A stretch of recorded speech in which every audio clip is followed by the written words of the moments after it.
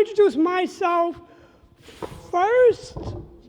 I'm Kurt Boone. I'm an urban documentarian, take photographs and make books. And my latest book happens to be on the Boone Avenue Walls. Is right here, and I have a few copies at the end of the talk if you're interested.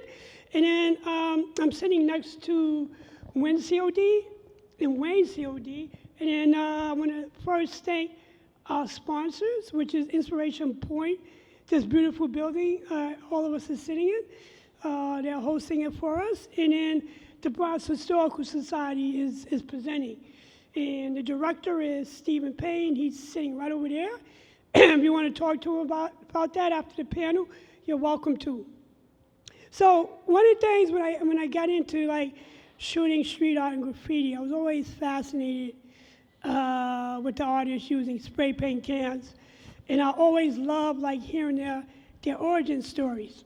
So my first three-part question is, and this is for both of you, all right?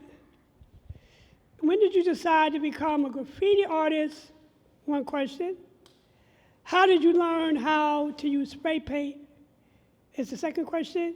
And then the third one is, did both of you grow up in the Bronx? And you can kind of take them in any order you guys really want to talk about. Let's start off with you. Me? Yeah, let's go with you. Hi. How'd you get into this game? So I hadn't really heard of graffiti at all. I never even said the word in the 70s at all. And I think I was in high school, art and design, and I was sitting down, and I saw my classmate, who became my teacher at the time, Saya. He was just doodling, and I was trying to be smart. And I'm like, what's this cat doing? And so I asked him, I said, what's that? He said, graffiti. I said, what? And he explained it to me. And then I started understanding what was going on in the trains, because I was taking the train to school, and it was covered. And I just didn't really grasp it. Like, damn, I can't even read some of this. I don't understand it. And so rapidly in art and design, I was surrounded by artists. And within a month, I was like, okay, I'm going to be a writer. I'm going to pick a name and everything like that. And I went through a bunch of names, and I settled on WEN. I took out the H. I think Spanky or Cento or somebody like that. Webb said, no, pick a three-letter name. So I said, yeah, I like W-E-N. It turns out somebody in the school had that name, so I had to approach him, and we had to have a little scuffle about it in the bathroom in art and design. Is that a true story? It was a true story. All right. He was a big guy. He was a big guy, all right.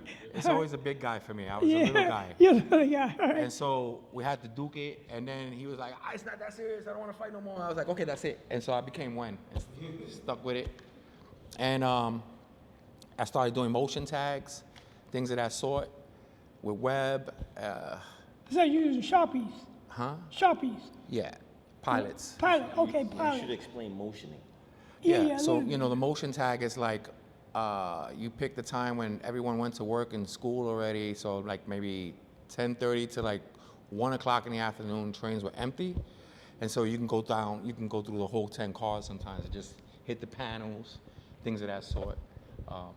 Get off at the end of the station, the end of the platform, the end of the line, and bomb it there when all the train gets emptied out. So we call that motioning, which is akin to jumping tracks, which is when they used to pull in and take a break for a minute. We would jump down on the tracks and do throw-ups. 233rd Street layup. That was it, right? Something like that. Yeah, 230. At the end of any station, at the end of every line, while the train's in service, people Speak into the mic. people with motion tag. That's how a lot of people got started. You know, they went out with their friends. Most people got started like that in the subway era. So it's important to mention that. Nowadays, people do what you call back jumps, which is very similar, but they'll paint on the outside. Okay, at the end of the stop. so eventually you got into using spray paint. And did you guys both just steal some cans and just experiment with it, or you have mentors? How did you get the handle on the spray paint can? Well, the I didn't first answer couple the of first years. question. Yeah, that's a part of the first question. I'm gonna wrap it up. So Oh, okay, good. Yeah. So rapidly, I went from using markers to picking up a spray can, and I'll say by school started in the winter, by the summertime, I was doing outlines on paper. Saya was helping me out with them, and then and Sento was one of my classmates, and so we made a plan. And in the summertime, we went out and we did my first train, which is that one right there. That's his And, first train. That's good, right? That's pretty good. Yo, that's real good for your first. That's really good. I don't know, fellas, but Yeah, that was my first train, and then I. What year was that, Rob? It's 1983. Krylon hot pink, Krylon sky blue. Huh? How old were you? How old was I? Oh, how old? Yeah. High school. First year of high hit the school. piece. 14? Yeah, first year of high school. I don't remember. 67, 77, 10, 13, about 14. Yeah. Yeah. My favorite piece from him. Still. So go ahead. Okay, go ahead. I'm always like, yo, okay. go back to that as the foundation. Okay. So, so that was Krylon hot pink, Krylon sky blue, and I believe Krylon what was that dark blue? It wasn't true blue. True blue. It was true blue. Okay. Or regal blue. And then yeah, regal blue, and then regular safety orange, which I had some other plans, but we actually got raided at night. My first train, we got raided, so we ran out, and you know. Okay. That's good. That's kind That's of like good. that story So- right there. It was a good night. It was in Baychester in the Bronx. Okay, so the other question for you was, did you grow up in the Bronx? I was born in Manhattan in New York City Hospital, but then they took me right away to the Bronx, and I've been here ever since. Oh, okay, that's a long time. Kicked me out of the hospital.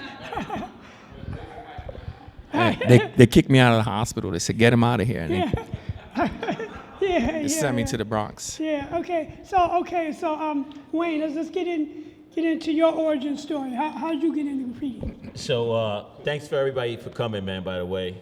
We'll try to make it short and sweet. But for me, it was, since I was born in London, for a lot of people that I don't know, and all the people that was mad when they heard it in an interview 10 years ago, oh, you ain't really from New York or the Bronx.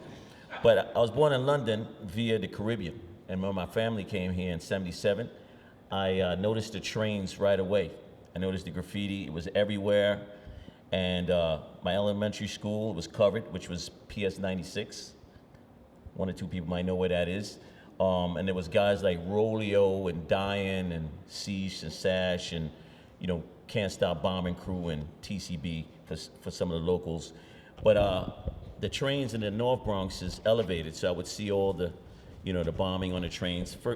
Few of the first names I noticed was like Blade and Comet, Min, a lot of the NPC guys like Rook and Caban, and a lot of those guys was really up a lot on the subways, which was on the 2 line. 2s and 5s, but really mostly 2s locally and 2s and 5s during the express. But what would happen is I was able to see it from my window and when I went to school. So I didn't know what it was till I got in 4th grade, and this one guy, his brother wrote, and his brother wrote, I think, Root or whatever, and they were writing with Rolio and Diane. And he was like trying to be the man. He was, because he was in the know. He knew how they did it at night and they racked their cans and so forth. And he was just giving me the insight. And I was like, oh, okay, cool. You know, and then he got into the whole thing about, you know, people crossing each other out and beef and all of that, and how police would you know, run up on you in the layups of the yards, and they might ride on your back, or, you know, they might jump you or whatever. And I was like, oh, it's complicated, huh? Spray painting You your know, face. because what would happen? Yeah, that too. What would happen is you would normally see just a beautiful piece or tag or throw up, and you thought, okay, I can do that. But it was more than that, because a lot of people, you know, every time you went, painting was an obstacle, was a task.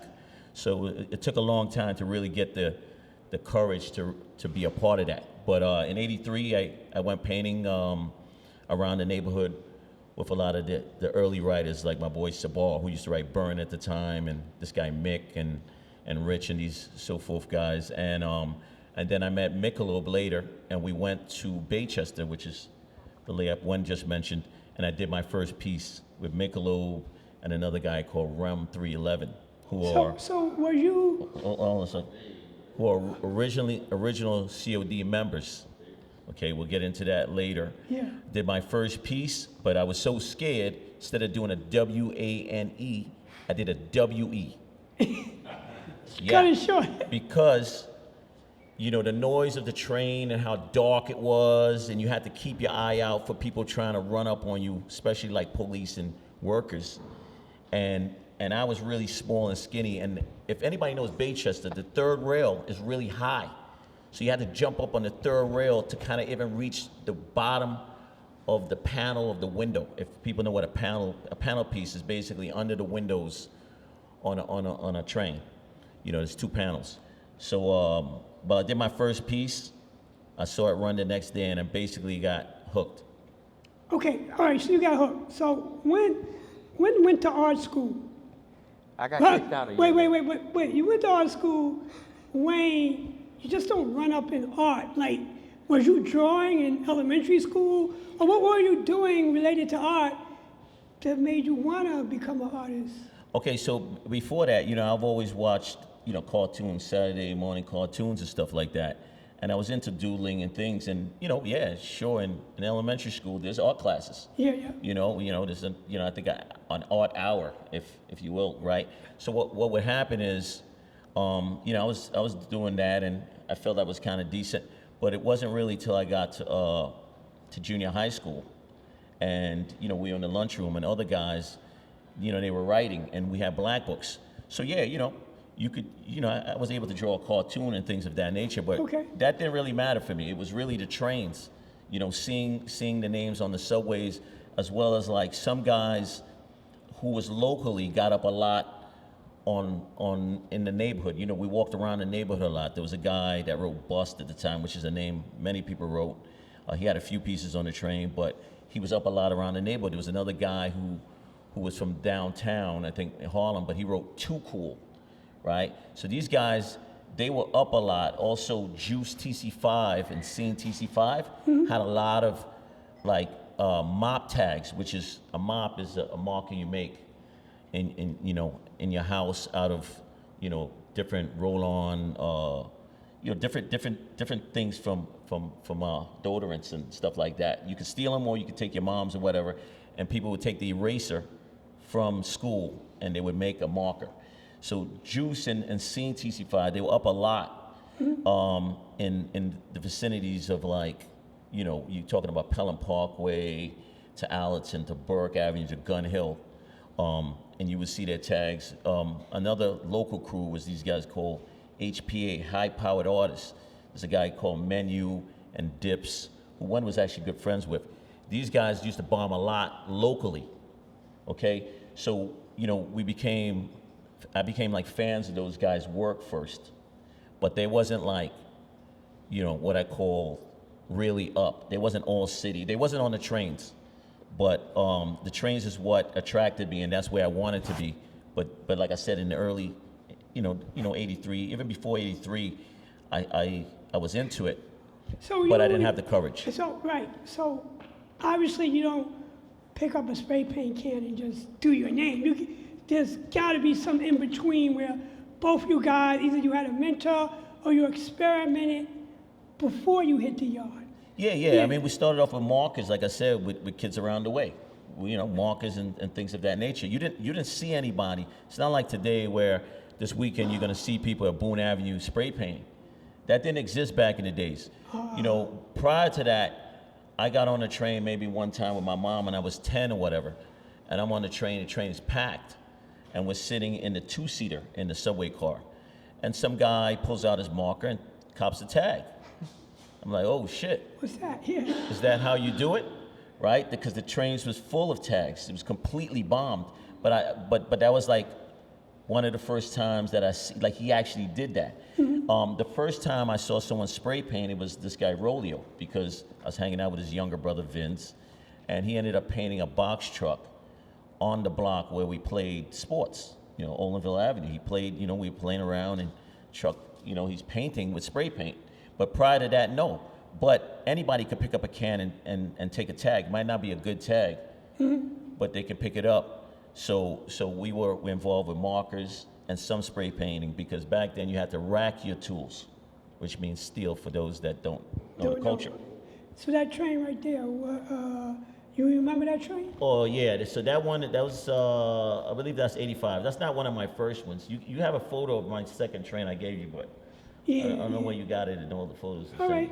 But that's like 85, yeah. That's All like right, maybe, because that's leading into my next question about your experiences going into the yard, right?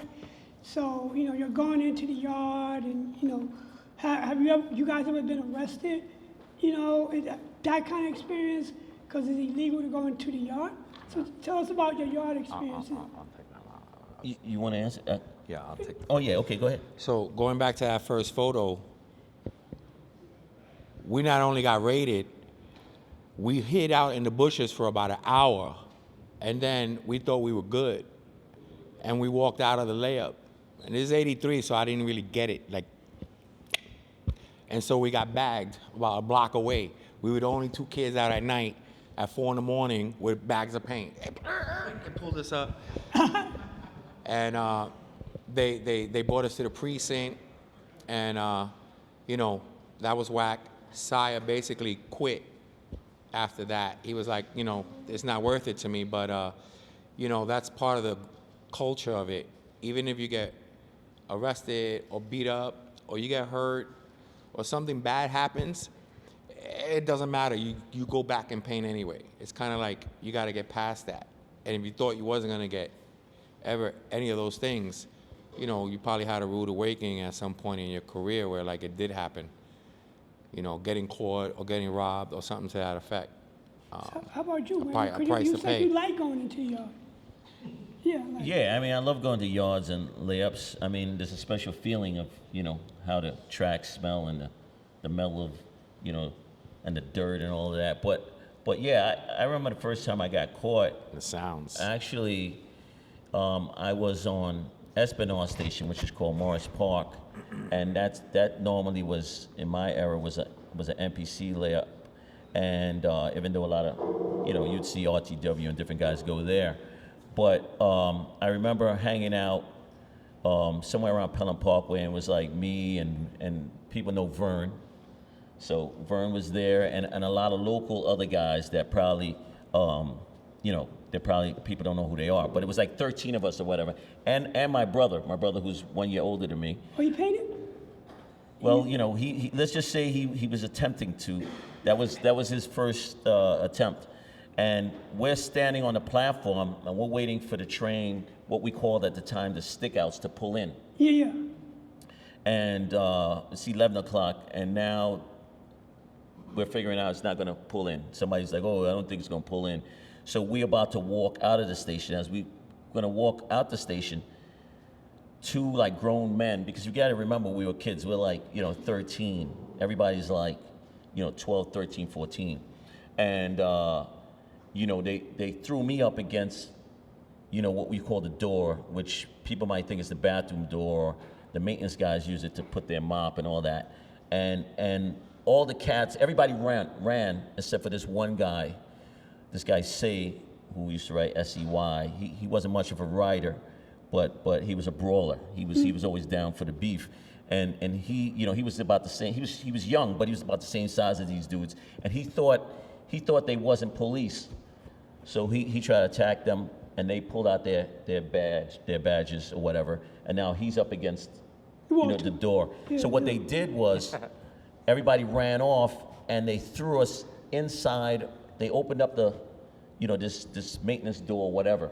They had the key, and they put us in there, right? Now you're wondering how did they have the key for this door? Because back then, cops had a key that could open up pretty much every lock. It was a universal key in the system. Because I know someone is thinking, how did they have the key? Right? So anybody that knew that back then, because there were writers that had that too. But back to the story, what happened is they threw us in there. It was like a dark room. They threw me and him in there, and they went trying to chase the guys. They left us in there for, I don't know, maybe 45 minutes or whatever. They come back, they throw the cuffs on us, and they try to get us to rat them out. they figured that these guys lived around the area, so they drove us around and tried to point at, kids around and be like, hey, is that, we didn't say nothing. So then they asked us for our ID or where we live. We told them we lived uptown. So you didn't live in the Bronx? No. Uptown is the Bronx. Oh, Okay. okay, okay, all right. Uptown is the Bronx. We lived, this was around, Mars Park is like basically around the Pelham Parkway area. All right. But at the time we had lived a little further up Gun Hill Road, 219th Street. So they decided to drive up there, long story short, drive us around and be like, okay, so where they at, right? And we just didn't say nothing. And then they figured out, oh, okay, these guys are not gonna say nothing. They took us to 180th, which is the booking, which I think till today is still probably the booking for what I call Vandal Squad. Yes. I think they still exist in that particular space. So they took us there and they called our parents. Our parents came and got us out. So You didn't get a whipping at home, right? no, not that time. Not that time. That's cool. Yeah. So we're gonna keep moving quick, but Wen, tell me about your tag, and then Wayne, tell me about yours. You're right there on the train. Oh, okay. So, I had a lot of fun coming up in the graph game, but I don't think I knew Wayne yet up until, 85. 85. So I was just going 85. into the yards and going into layups and doing motion tags. But, Right. Yeah. but my background, the reason I didn't really look at graffiti, because I was from a section in the Bronx that it was a lot of fighting and stabbing going on.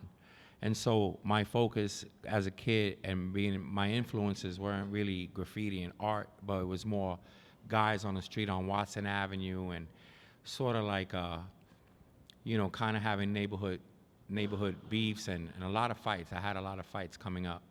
And so when I started writing and meeting cats around me, it really wasn't that type of environment where people were fighting, which I found relaxing, but every now and then a bully writer would come along. So immediately one of my things in graph was like, in the street, I'm not having it. And so I became a bit of a brawler in the beginning as I'm trying to really not be, but I could see that it would come, it was coming at us, so if we went into somebody else's neighborhood and I was with Cento or Saya or some of the younger guys that I was running around with back then, and we got into problems, I wouldn't let it happen, So I kind of was creating my own little niche in what I was establishing back then as like a writer, artist, but not a sucker. That's why when we all ended up linking up, the crew kind of expanded from just being an art crew to like, other guys got down with it that were like kind of criminals on the criminal side of things. So I say in the mid 80s to early 90s, COD became more than just artists. It got more involved with people from the street. People that didn't write were running with us and kind of watching our backs when we did walls and things like that. So that's kind of like the attitude that we had. And so this train here, I think that's probably 85. You did the character, or that character was already Yeah, there? I did the character. I did the piece, and That's I pretty think good. I think we were clubbing. I don't know if me and Wayne had hooked up by this time yet, and I know we were clubbing a lot in Manhattan, but you can't see it. But I have like a long pea coat on and this kind of weird hat. Oh, you're in the photo. Okay. Yeah, I'm on the left Oh, there. right there. I see you. Yeah. So I think I was either going to a club or coming from one, and I saw this train, and I jumped onto the tracks and had someone take a photo of me. That's how that photo came out. That's cool. That's cool. And the hair and the character, I think Menudo was. So I was Puerto Rican, living uptown. What Wayne was saying. So it was a largely Caribbean, like a black neighborhood basically. I was one of the rare Puerto Ricans up there. But remember, I said I was brawling from my old neighborhood. So when I went up there, of course, immediately, like first day of school, they were trying to take my jacket, and I was fighting. Bang, bang! No, you're not taking my jacket. So that didn't happen.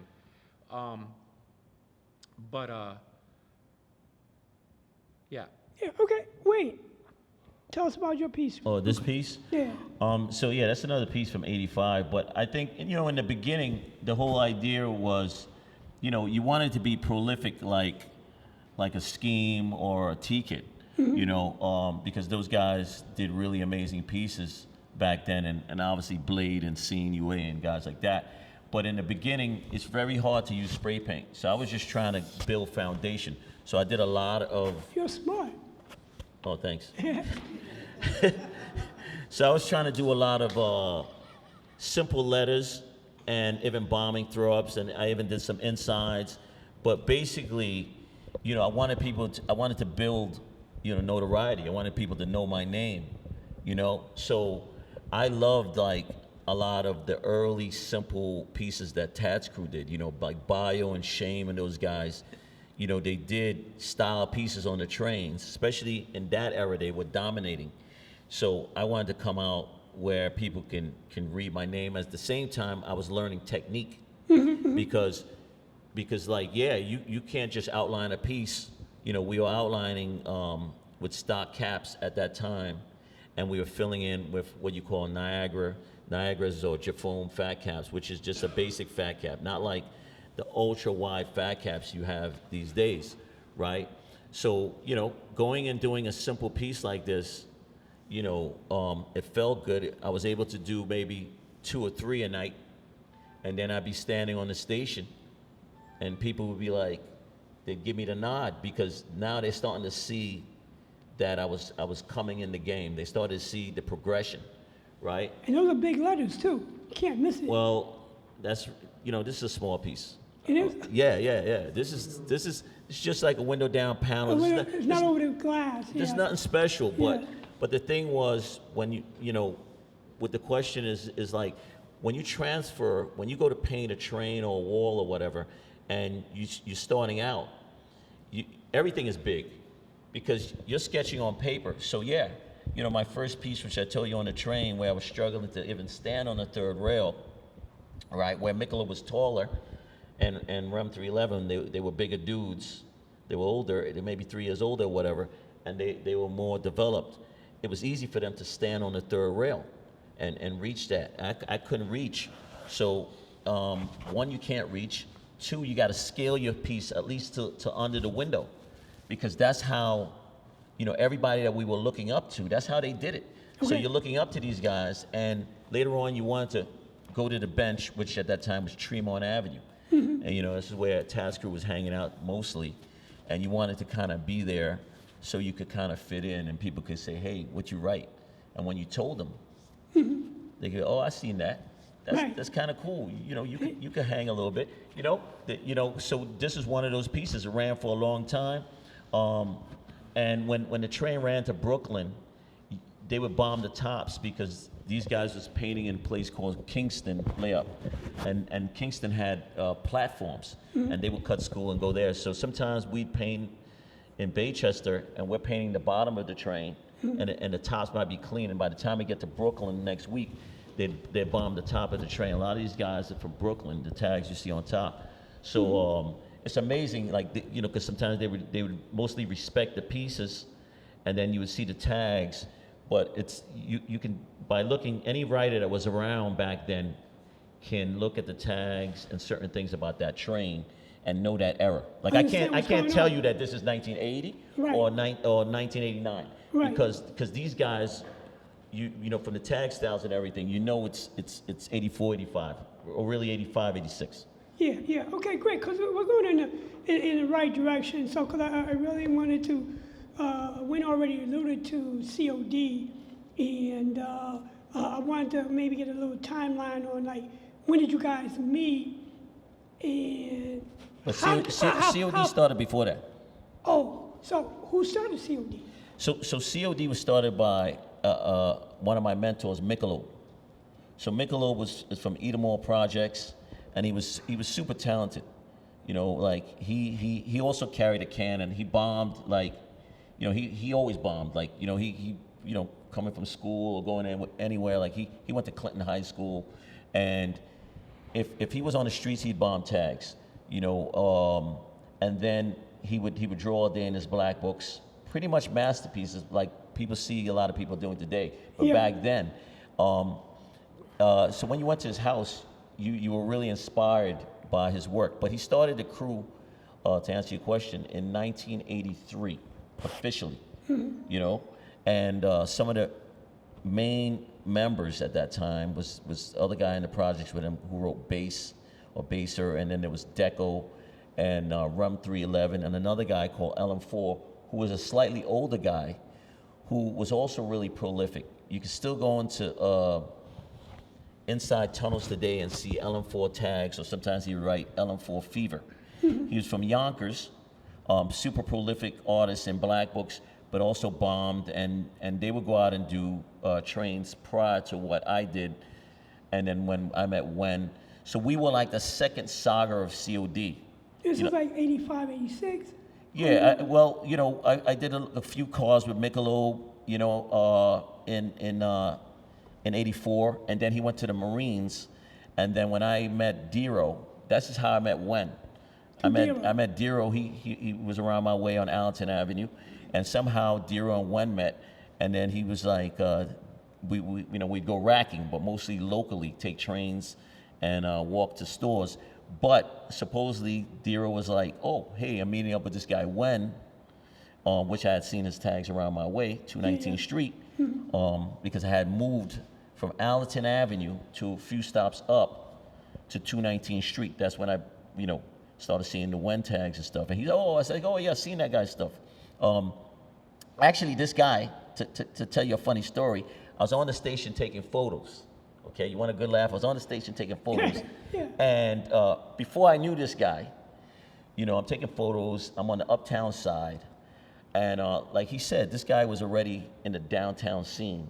You know, I didn't know who he was, but I'd see him, you know, dress up with, you know, polka dot shirts and, you know, checkerboard shirts. Tough guy in polka dot You know, shirt. pink shirts and stuff of that nature, right? So I'm on the uptown side, the train is going downtown, and I'm taking pictures. This guy opens the window and he goes, toy!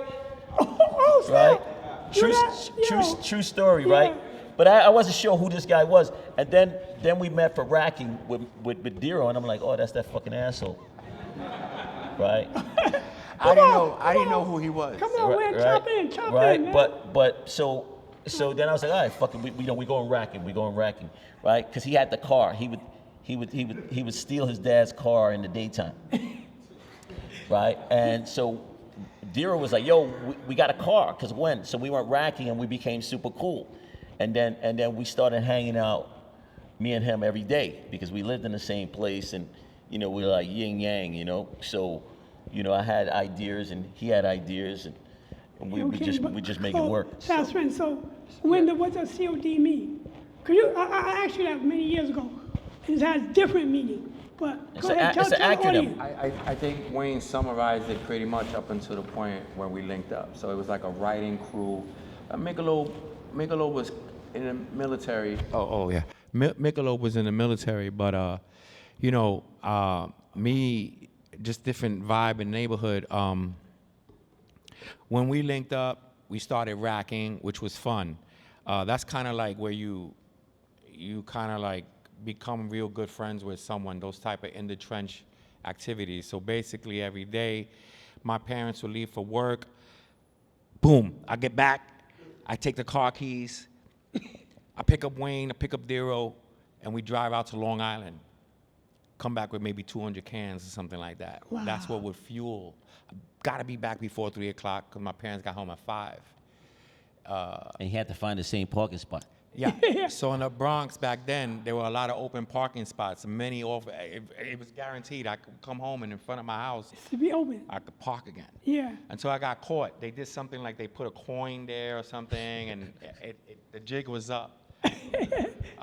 So COD was like up until that point, kind of the writing crew and everything. I'd say, I don't know if I actually officially got down, actually. No one actually said, yo, WEN, you down with COD. I was just running with Wayne so hard, and Michelob for some reason wasn't around, and we just started Yeah, he was in the military. That's what it was. And boom, we just started handling business together as far as graphic concerned, and one day I just threw it up, and Stop. yeah, everybody was cool with it around me. And so aside from, you know, not only I wasn't the most prolific in the crew. I never will claim that. Wayne is definitely the guy who has maybe 3,000 trains and 4,000 trucks, and he's not only known as Wayne, but he's known as Hims and Nose. So if you take the Wayne cars and the Hims cars and the Nose cars, he's probably got more cars than I guarantee you only any other writer. I could be wrong, you know.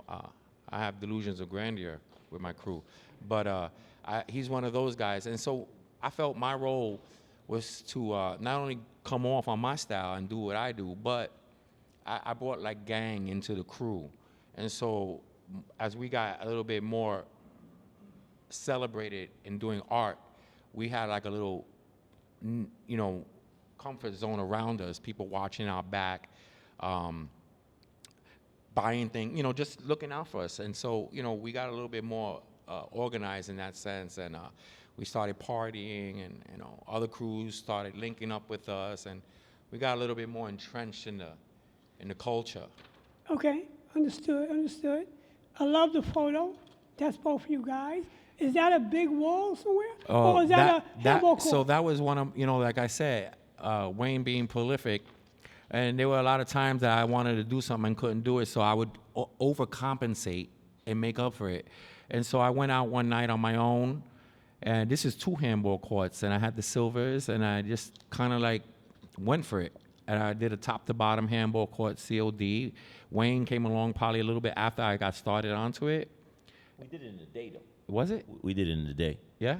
Yeah, because this park right here, the school is called 111. Now, if you're near Edenmore Projects, COD Park. we call it COD Park, and the reason being was because Michelob, what happened is now this is a developed community right here, but behind this handball court back then was just all nature, and there was a hole there. And back then, there's 2 other schools, you know, there's across the street from here, but this is behind 111. And what happened was, at night, no one really would walk back there. You know, if you had a girl or something and you wanted to go back there, you know, and do your thing, this is the spot, right? But Michelob would use this as a trail to go to Baychester, because behind the handball court, when you went through the fence, you could see the train laid up in Baychester station, right? Well, not the station, but to the left of the station. And if people were so-called in the train, and I got this information from Michelob directly, because when I started painting trains with him, we went there and we'd sit there in the bushes, and what would happen is they would pull in the train, and sometimes they would turn on the lights, right? And then they would walk the train and do their work bum business or whatever. And sometimes they would leave the lights on. Now, from far away, if they're walking in through the train, you could see them. You could see shadows. Mm-hmm. So once they left, then you knew that there was nobody there. Right, so it was kind of like scoping it out before you actually went in and had to scope it out, because that's another element of painting subways. Like, you had to go in, you had to scope out the train and make sure no police was there, mm-hmm. right? And then you get started. Mm-hmm. Okay, there's a bunch of times we went in, and police was there, and we saw them before they saw us, which was a good thing, right? So Michelob felt real comfortable in Baychester because he lived so close. Mm-hmm. He never got caught. Mm-hmm. Why? Because he painted in other yards and layups, but he mostly went to Baychester. Why? Because he felt more comfortable there, as well as if there was people there, he'd just go to the project, grab a couple dudes, come back and rob you. He would, because it was easy for him. You know, so. But that park, sometimes if it was hot in Baychester, he would do pieces there. Now, before we took it over, he had pieces there with guys like Payne and Shame and Jop and Shaz and a lot of guys like West and them, who he had ran with them and taken them to Baychester to produce cars. Mm-hmm. But if the layup was what you call hot, meaning that there was police or it didn't seem right, it didn't pull in, he'd be like, oh, okay, let's paint right here. So we kept that tradition going. Good. So when started this, his whole idea was like, oh, do a top to bottom handball court. I was like, oh shit, damn, how we gonna do that? You know, and he somehow found a ladder, you know, because back in the days, you know, You had to be resourceful. He went and found the ladder, got Payne, he got started, and then we'd meet him there. You know, you got to remember again, no cell phone.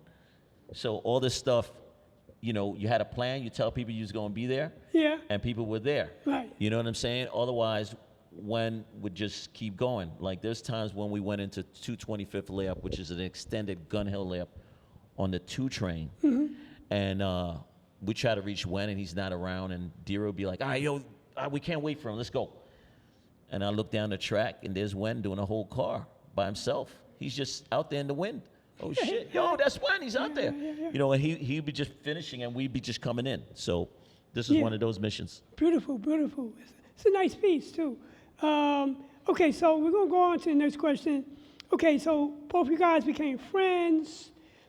Your painting got harder to paint on subway cars in the 80s and 90s. And if I have it right, both you guys decided to do outside walls instead of going in the train yards. So that didn't happen like that. We Okay, didn't so- decide to do that. You didn't decide. How did it come about? We kept painting subways. Okay. What happened was in '89, the last train, so-called the last train, there was a cleaning program that started off in '85. Yeah. Right? Started off basically on the 4 line, right? And then they went to the 6 line, then they went to the 1 line. They were pushing riders from one line to the next by raiding the yards and the layups and catching people and making a police presence. And then they would bring the new trains, the silver trains you saw, and said they were graffiti proof. They wasn't graffiti proof. They were just easier to clean. They were easier to buff. And the Right. buff marks wasn't as intense as the old cars. So what happened was we kept painting. And mostly we kept painting because of like Ven AOK and Reese and guys like Ghost who were relentless, you know. And Ven was like scoping it out constantly.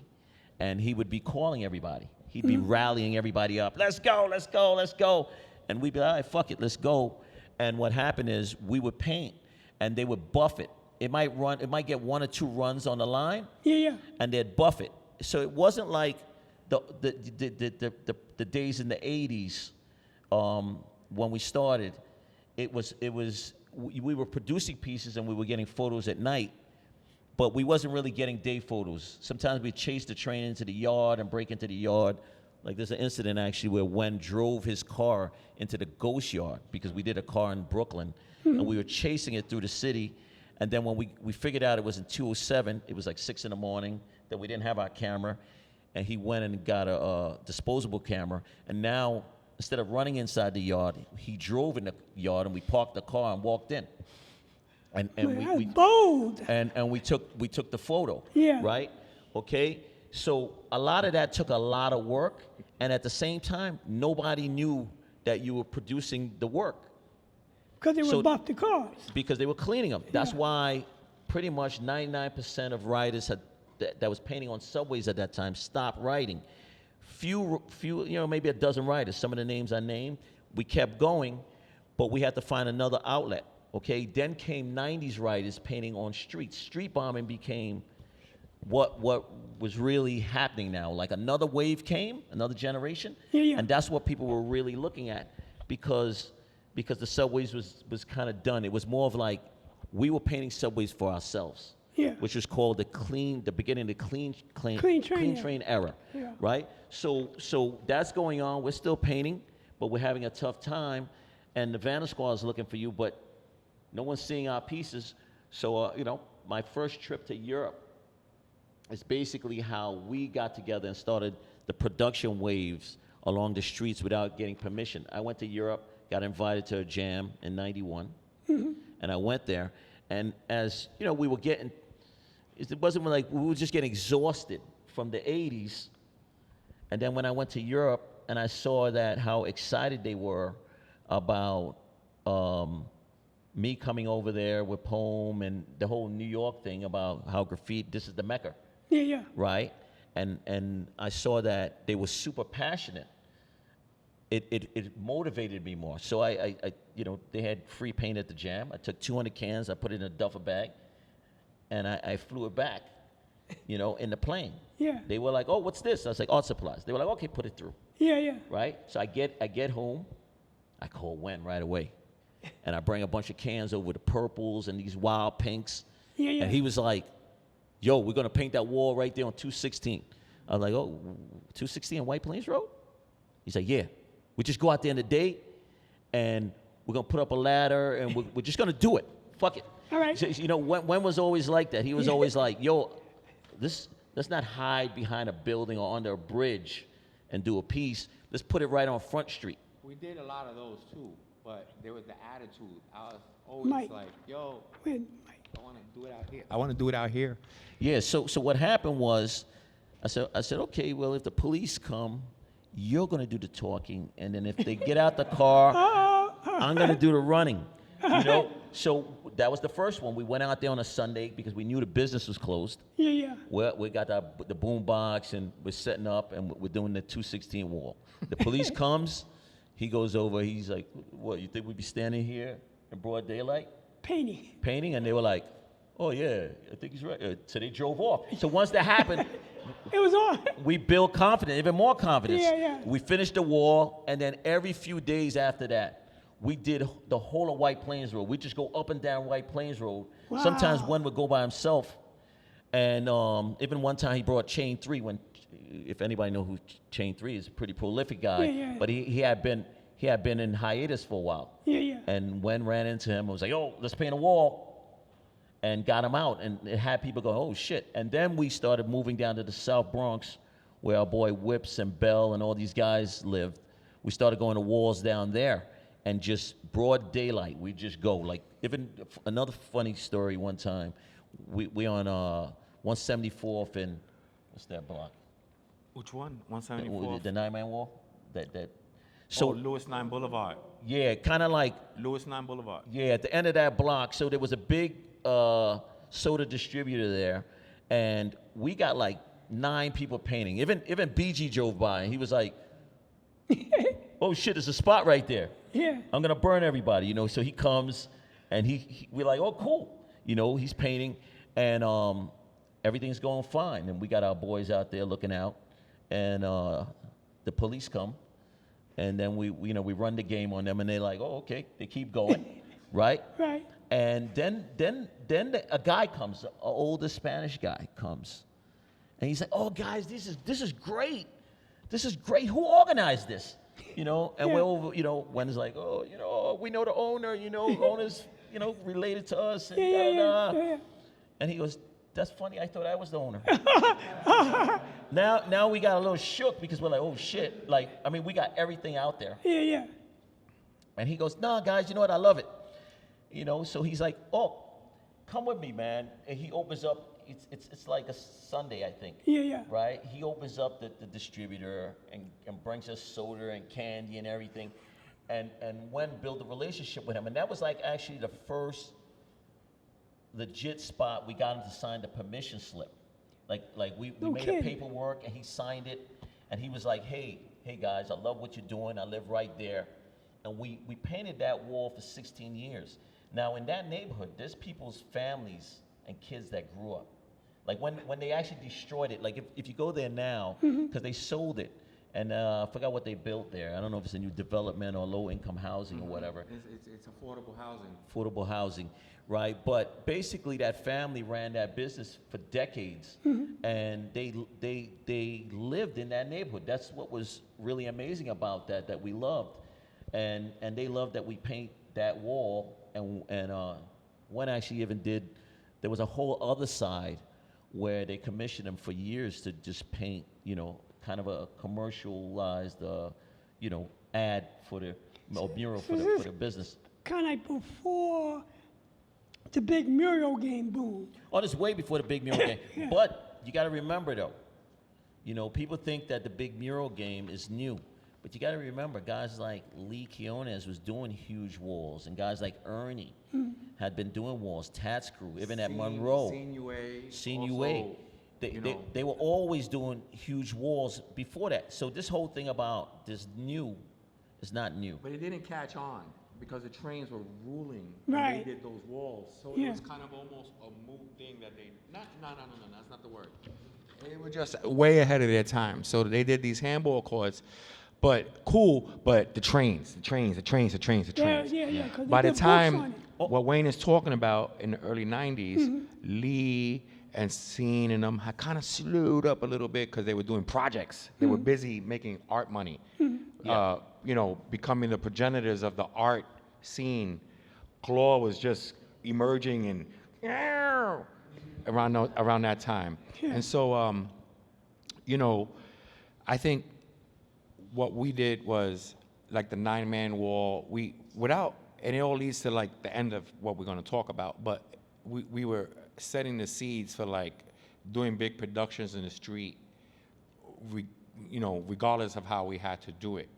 And so when those guys did the trains and the handball courts in the 80s, and it stopped, and then we started doing this, you know, there were other crews that were doing neighborhood. You had a guy like Adam in Brooklyn for years was doing Mad Walls. I don't remember him. The Brooklyn guys might know. There was like this dude in Brooklyn that was doing Mad Walls in the late 80s. You had I mean, Chico. you definitely had Chico. You had Chico. on the Chico Lower was in East the Lower East Side. These Yeah. dudes were doing walls. Okay. But what I think, did was bring train riders to the walls that had never really linked up before. So we Right. had a tenacity to bring crews together that wasn't clicking in the trains. In the train. So it'd be RIS with TC5, you know, and back then there was a little bit of like, yo, these dudes, but between Wayne and myself, yeah, yo, we got this spot, and they would come together and we would do these big productions. And so the 9-man wall, like he was saying, BG drove through. We wasn't really rocking with BG and TAT crew back then. This is the 80s and going into the 90s, so everybody's a little aggressive at each other and proprietary, like me, Alice. And so when he rolled by, he kind of broke the ice and said, yo, I'll rock with you. I think that was the first time I rocked with TAT. Yeah. I mean, I knew BG from '84, but he definitely was like, oh shit, there's a spot. I think he was like, oh wow, this is great. Like, who's there? And we didn't have a person for that last spot, so he was like, yo, I'm gonna burn, and he did. So what's the cross street for that 9-man wall? I think he just said the cross street. It was Lewis 9 Boulevard and Jennings. Yeah, Okay, I think all so. right. Yeah. I want to say Jennings Street. So Down the block from there was Friedman's, which had like the stores people known as Jew-Man's, which was a sneaker coat store, right. which was really iconic for like, you know, gear back in the days. Streetwear. Yeah. Other than Delancey Street, that's where people were going uptown, and you know, you could get off the train there, you'd probably get robbed. Yeah, I said did that in Delancey too. As soon as you Yeah, get off the you train. know, for those that know what Jew-Man's is. See, like that piece right there, that one piece, Yeah. if I'm not mistaken, is an illegal handball court Yeah. in Manhattan, 137 and 137, Amsterdam. and we got days to come out and do an illegal joint with us back then, and I think that was our first Yeah, piece with yeah. Days. So Days was, you know, so when Wayne and myself were doing these in the early 90s, a lot of the writers that had kind of said, fuck the trains. I mean, some writers in here probably said it. I know some writers that are rocking right now. They were like, graffiti's dead, not into it. If I can't paint a train, I don't want to do it. And I remember the attitude distinctly being like, okay, we're going to do it. We're going to paint walls, Mad Walls. And yeah, so he's right. People told me in '89, I had people pull up on me. They were hustling. Yeah, And yeah. they were telling me like, yo, graffiti's dead. yeah, fuck it. I'm And I going to was make like- money. I heard Crack. that I'm going to story. sell crack. I'm hustling. Yeah. And I was like, okay. okay. Yeah. So we kept doing that, and then slowly but surely, you know, more people started like doing productions because we were coming off of them, straight up coming off. FX crew kind of formed up, and this wall, like I said, was an illegal action. It had Reese, Days, Wayne, Whips. Who else was on that Somebody wall? else on there. I can't remember. And I think it was 2 handball courts, if not 3. Yeah, it was two. It was two big handball courts. And yeah. we stayed out all night in Manhattan, hoping the cops wouldn't roll up in the There's middle of a kids park. playing in the park too. Parents. Yeah. Yeah, Sure. this is literally So- this one he's talking about. That's just part of the whole wall. Yeah, it was a big wall. So It's Wayne is it's yours. across the street from City College. Okay. Oh. Yeah. So is that your piece, Porter? No. Oh, it's a different piece. That's a new piece. That piece is from last year in Chicago. Oh, wow. I don't know where you got that from. I didn't send you that piece. Yeah. I don't see none of the pieces I send you, man. Spent a Okay. lot of time looking for 'em. Okay. All right. So let's My man Kurt. all right. Don't blame me, but I'm not going to say who did it. But let's It's go. all good. Let's keep it's rolling. all good. All right. So let's get into the graffiti festivals, man. Let's kind of get into that. All right. Now you guys are out here painting in the streets and getting known. And But Wayne got invited first. How do these guys find out about you? So the Europeans are very in the know. You know, there was guys that came early to New York. Like even in '85, like when we were painting the one line a lot with West and the whole FC crew, what happened, and guys like John One, we met guys like Diz, who was a Netherlands guy who came, and we took him into the tunnel and we did pieces with him. A guy from Europe that was really famous at that time, we met on the station, was Bando. Bando, we met him on the station, and him and John One linked up, and they went into the one tunnel and they painted a whole bunch. And from that, John moved to Europe with him. Right. But how I started going to Europe is I met a guy by the name of Zebster. He was a German guy. I met him, long story short, under the 238 bridge, which was a bridge that we would paint. It wasn't legal, but if you were from uptown, meaning uptown in the Bronx, most writers knew what it was, and if they had the hunger to paint in the day, they would go on the 238 bridge. There's a book about that, too. That's right, by Key and Cav. Right. Under the bridge. I've been raided there. They raid there. Yeah, I've been chased there many times. All right. So what happened was Key Cavs, guys like Jin and there's MI1, and a lot of guys, they lived there up in that area. They'd be under the bridge a lot. Also, Cento, which was writing Cent at the time. You know, so it was kind of a practice spot. But yeah, police would try to catch you, but they had no wins because we were really fast, you know? And it became kind of like an underground Hall of Fame. And like one said, there's a book by our boy Key on it, Key and Cavs. But what happened is one day I'm under the bridge and I run up on this guy.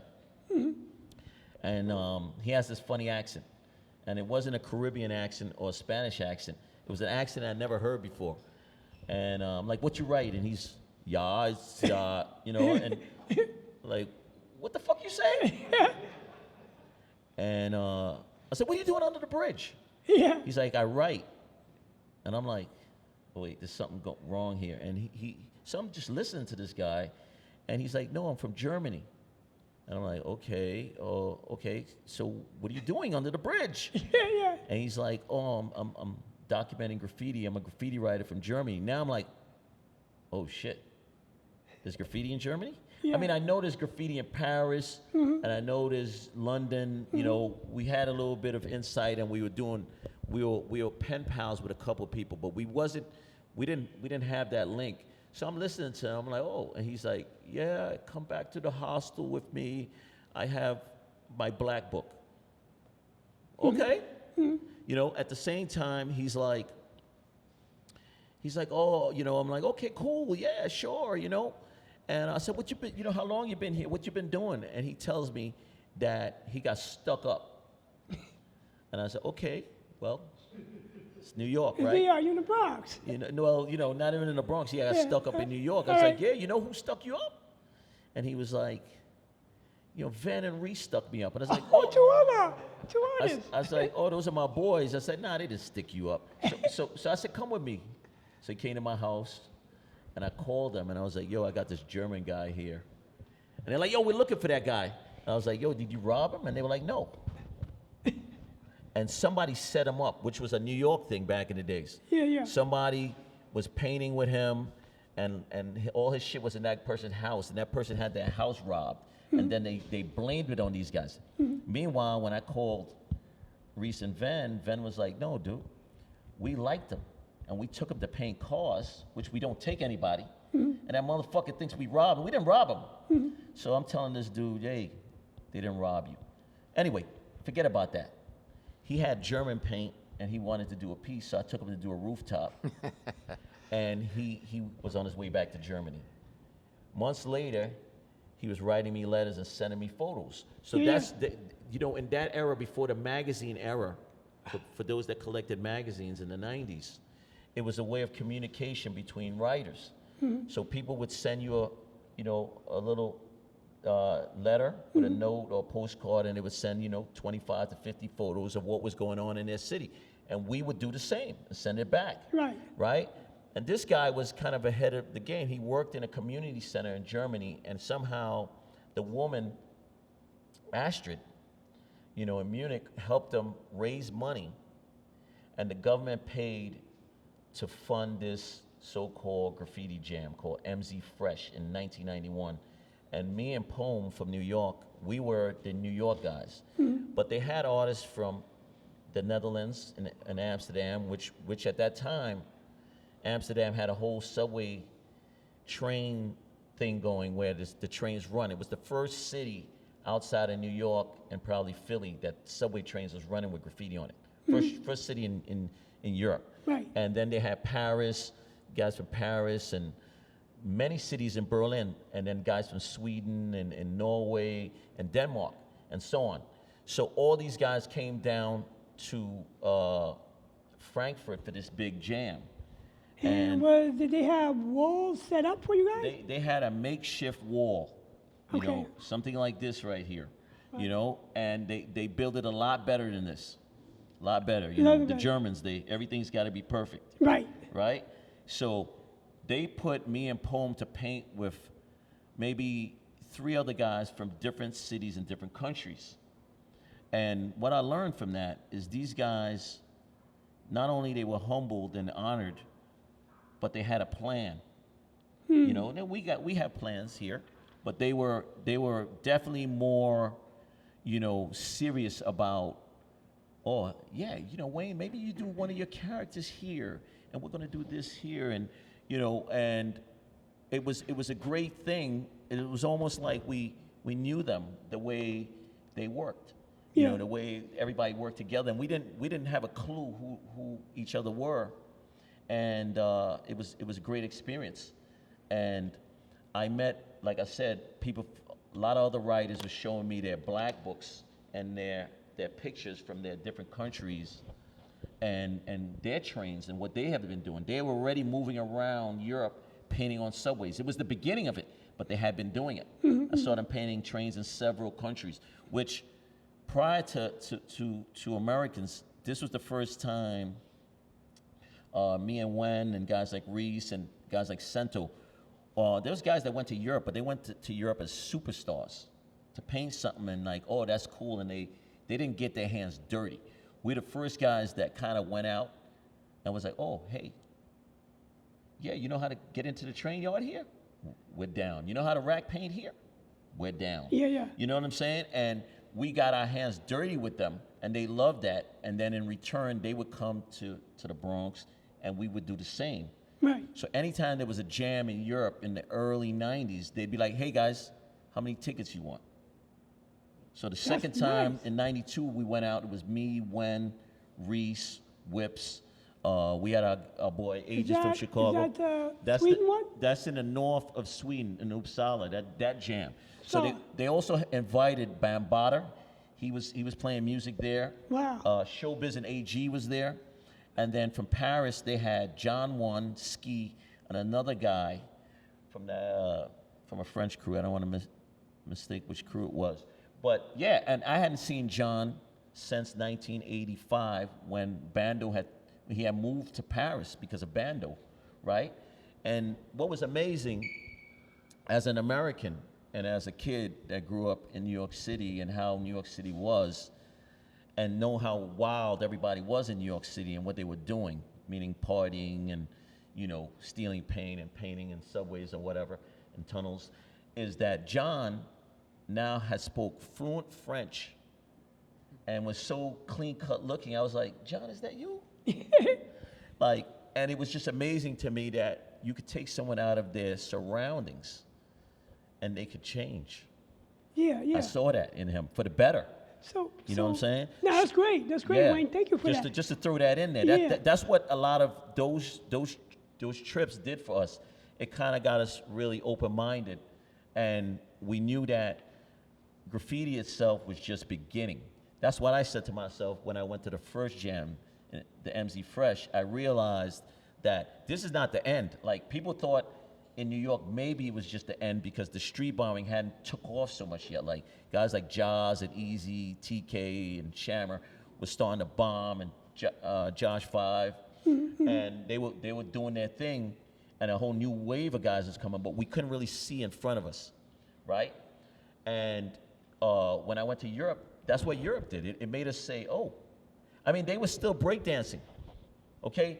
Now, at that time, the only one that was breakdancing in America was probably Crazy Legs and Rocksteady and, New York City Breakers. Like the Normas of guys, like, we were all breaking at one point. We had to stop. Right. People even stopped wearing shell toes. Yeah. For real. So when you went to, I went to Europe, I got off the plane, and I see everybody wearing shell toes and Pumas, Puma Clydes. I'm like, it's still on. and there's a picture of me, I don't know, and I'm wearing like Dunks. Yeah. You know what I'm saying? Like, Right. so, because New York is always recreating the fashion and recreating the styles, okay? Even in hip hop, they didn't have break dances in '86 or '91. What happened was, now they had two dancers behind the rapper. So my point is, when I saw that in Europe, I say, wow, they really got the love for the culture, and they're keeping it alive in its truest form. All right, great. So that was a great story, Wayne. So Wayne, which one of these festivals is your favorite? Like, do you have one or two that you think are pretty cool? To emphasize what Wayne was saying, the attitude in New York was, graffiti was bad. You're a criminal. What are you're wasting your life, and nothing good happen of it. But when we went over there, they were very kind to us. They were celebrating us, and it was celebrated. We could see that the older folks, everybody was truly into what was going on out there. And like Wayne was saying, they were breakdancing, they were doing some rap stuff, but really, really, really, they were having a lot of artists come out and do some really big murals. And that attitude from over there, we came back over here like, yo, we're excited about Europe. So as you see, this is just some of the events. There's actually more that we've both gone to. Wayne has gone on to go to, more events. We actually just came back from Norway last October. But the point is that without us knowing it, or without, myself knowing it, we were seeing how to organize a jam and how it could work, as opposed to what we were thinking in New York. It could never work. We could never organize a jam.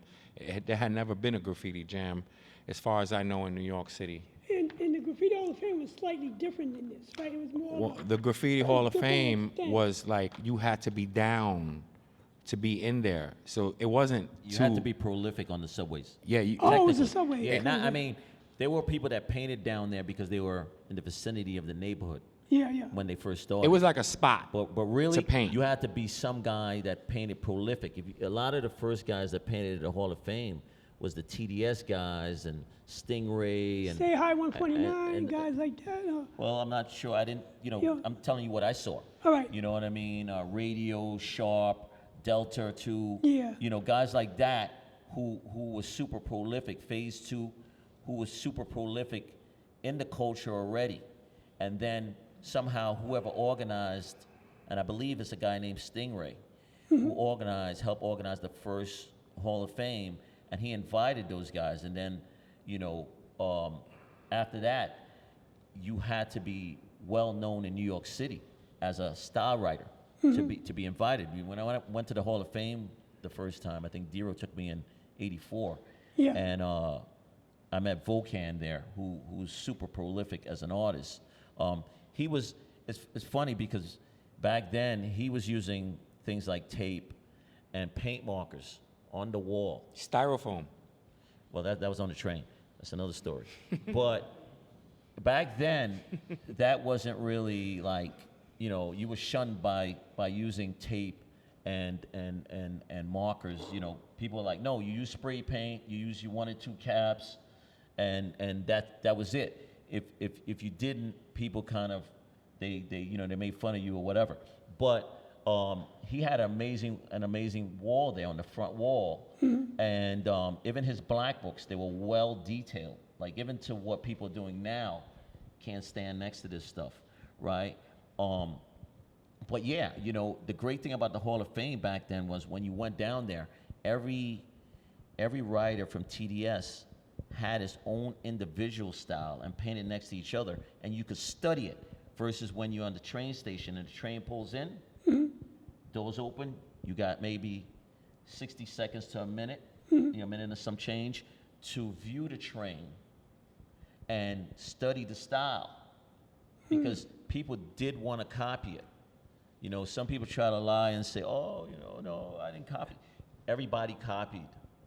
Everybody copied it. I even witnessed people at times when I was on the train and I'm in the train and the train would stop. There'd be people at certain stops with their pen and pencil or something trying to trace it as the train went by. I've seen it, right? Everybody wanted to copy it, but it moved too fast, okay? Some of us documented it with by taking photos. Right. But when you went to the Hall of Fame and you saw guys like Part, you know, and Too Cool and A1, they were some of the most prolific dudes. Like, you didn't even understand how they use spray paint like that. So now, when you see people and they're excited about it, or they're not too excited because they see it everywhere. They see it on YouTube. You walk down the street, you see it everywhere. Okay, but they have no idea what it did for people back then. It was that impactful. Like, when you saw it, you wanted to do it. You wanted to be part of it. And that's why most writers from New York would say, oh, everybody had a tag back then. People got involved. How involved they got? Maybe they only got into getting a name and throwing a few tags around their neighborhood. But the reality behind it is they wanted to be a guy like Phase 2 and your A1s and your Deltas and Sharps and those guys, because really what they were doing was incredible, and no one had a clue how they were doing it. Even hand styles like by Zephyr, was phenomenal. You see some guys, their hand styles were so good, took people forever to try to figure it out. There's no way to learn it. There's no YouTube channel. If you didn't hang out or know someone, or someone's cousin wasn't, in the vicinity of where you was, you would never know. All you saw was the finished product. Right. So, but in comparison to those festivals in Europe, the Graffiti Hall of Fame was a smaller deal. No, it seems like it just wasn't the same thing. It's the different. Graffiti Hall of Fame was for writers. It was strictly Kings and better. But the festivals in Europe were bringing writers together with, the community. Just people were involved. The mayor, The mayors. You didn't have to be the best. I mean, don't get me wrong. In Europe, at the festivals, the best did get invited. Like, this is where I met Bates. This is where I met guys like Sweat, CMP. Some of the guys that are still involved today and well-known worldwide, they were at these festivals. So, but I'm thinking it's more than style writing. They're doing murals, street art. No. A lot of these jams, they did style writing. It was style writing, okay. Yeah. I mean, you got to understand again, the European attitude also too is to do.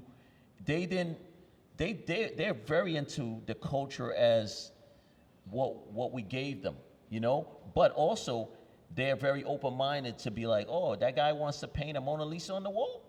Cool. They're open to it. Yeah. They're not like, no, you can't paint that there. Right. Whereas back in the days, the Hall of Fame, they would have been like, no, you can't paint that there. You know what I'm saying? Because that's New York. New York is like, no. Right. Europe is very open-minded. So in Europe, you saw it all, And yeah, people, if someone painted a Mona Lisa, people would love it, because it's done with spray paint, and people are like, oh, wow. And that's why some places you go in the world, people are like, when you see things of that scale or detail, people go, oh, that's graffiti. It's not necessary. It's not graffiti. Graffiti style writing, but it is amazing work that they're doing with spray paint as a medium. Am I right? That's correct. That's Okay. what I love about it. So we're going to go into a couple more questions, and then we have like a small treat for you guys. We got a slideshow from WEN and WANE, but this question is for you, Wayne. You became. You mean when? No, Wayne, you're going to Oh. go. No, it's for you right there. So you became a recognized graffiti artist, muralist, and brand ambassador for Montana Cans. Tell us about your experience working with Montana Cans and becoming an entrepreneur with your company, Writer's Bench, and making books. It's I've kinda only like a produced three-part- one. I've only produced three one part book. questions, yeah. So, brand ambassador, right? Montana Cans. Yes. Entrepreneur, Yeah. right? Yep. With Writer's Bench, and then you're author too. So give us a short summary, about all three. So. Put you on the spot. So Don, it's all good. I mean, before I actually called my company Writer's Bench, I made my first T-shirt in 1989, right? And it had a character holding a bag of cans and ink and everything, and then it said, "What you write," because that was the first thing that writers would greet themselves saying when they met. Hey, what you write? And I ended up spending a lot of money to make this T-shirt, and made 500 T-shirts and mostly gave a lot away because I didn't know where to sell it, right? And there wasn't any outlets. But as time went on, there were other writers that started their brands. Right.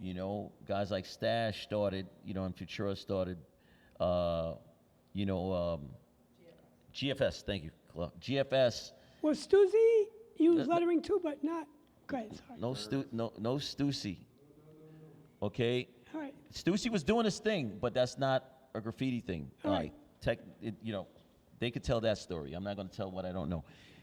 It was guys like Stash and Futura and Gerb. They started GFS, and they put out a bunch of T-shirts, as well as Hayes. And you had on the West Coast, you had guys like Risky doing Third Rail, and some other guys doing a brand called Fucked, right? And Con Art. And what happened was, anybody that was writing around the world or really into graph, especially in overseas in Europe, they already started their graph shops. And what would happen is, in the beginning, I was like a liaison for that. But prior to that, I was airbrushing T-shirts. I was doing custom airbrush T-shirts. That's what led to the silkscreen T-shirt. You know what I mean? Yeah. So I was doing airbrushing, and then I wanted to do silkscreening, or because I was a liaison for European guys, taking them to Stash and Futura's office and calling up Risky and making orders for them and having it shipped to my house. At the same time, we were buying what we call dead stock. Before the reissue of sneakers, right, we would go into places like Jewman's and any old sneaker store. In the basement, they had tons of, some of the first models was like I said, Puma Clydes and Shell Toe Adidas. They had tons of them in the basement, and they couldn't get rid of them. So the German guys would be like, "Oh, go in and see what type of deal you could cut." So I'd go in and I'd tell the guy, and plus at Jewman's I had worked there for one summer. So I'd go in, I'd tell the guy, "Hey, I got these guys. They want to. You got any old Puma Clydes?" And they were like, "Oh yeah, we got 20 pairs. We got 30 pairs."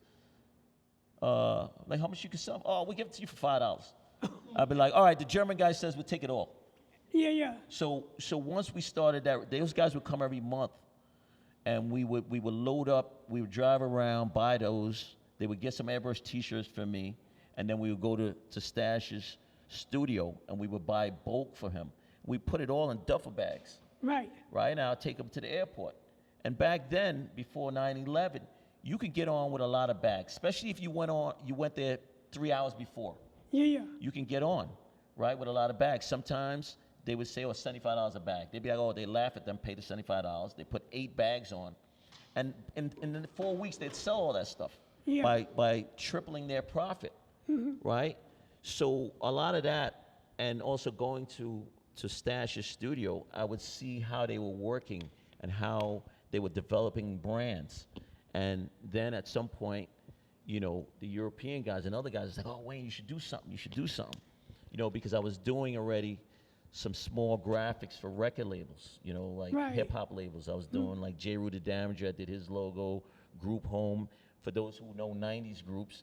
And also a lot of logos for guys on the street that was trying to get into the hip hop world. They wanted a logo, and I'd do one of my characters or, you know, some type of funny lettering that wasn't so wild style, you know what I'm saying?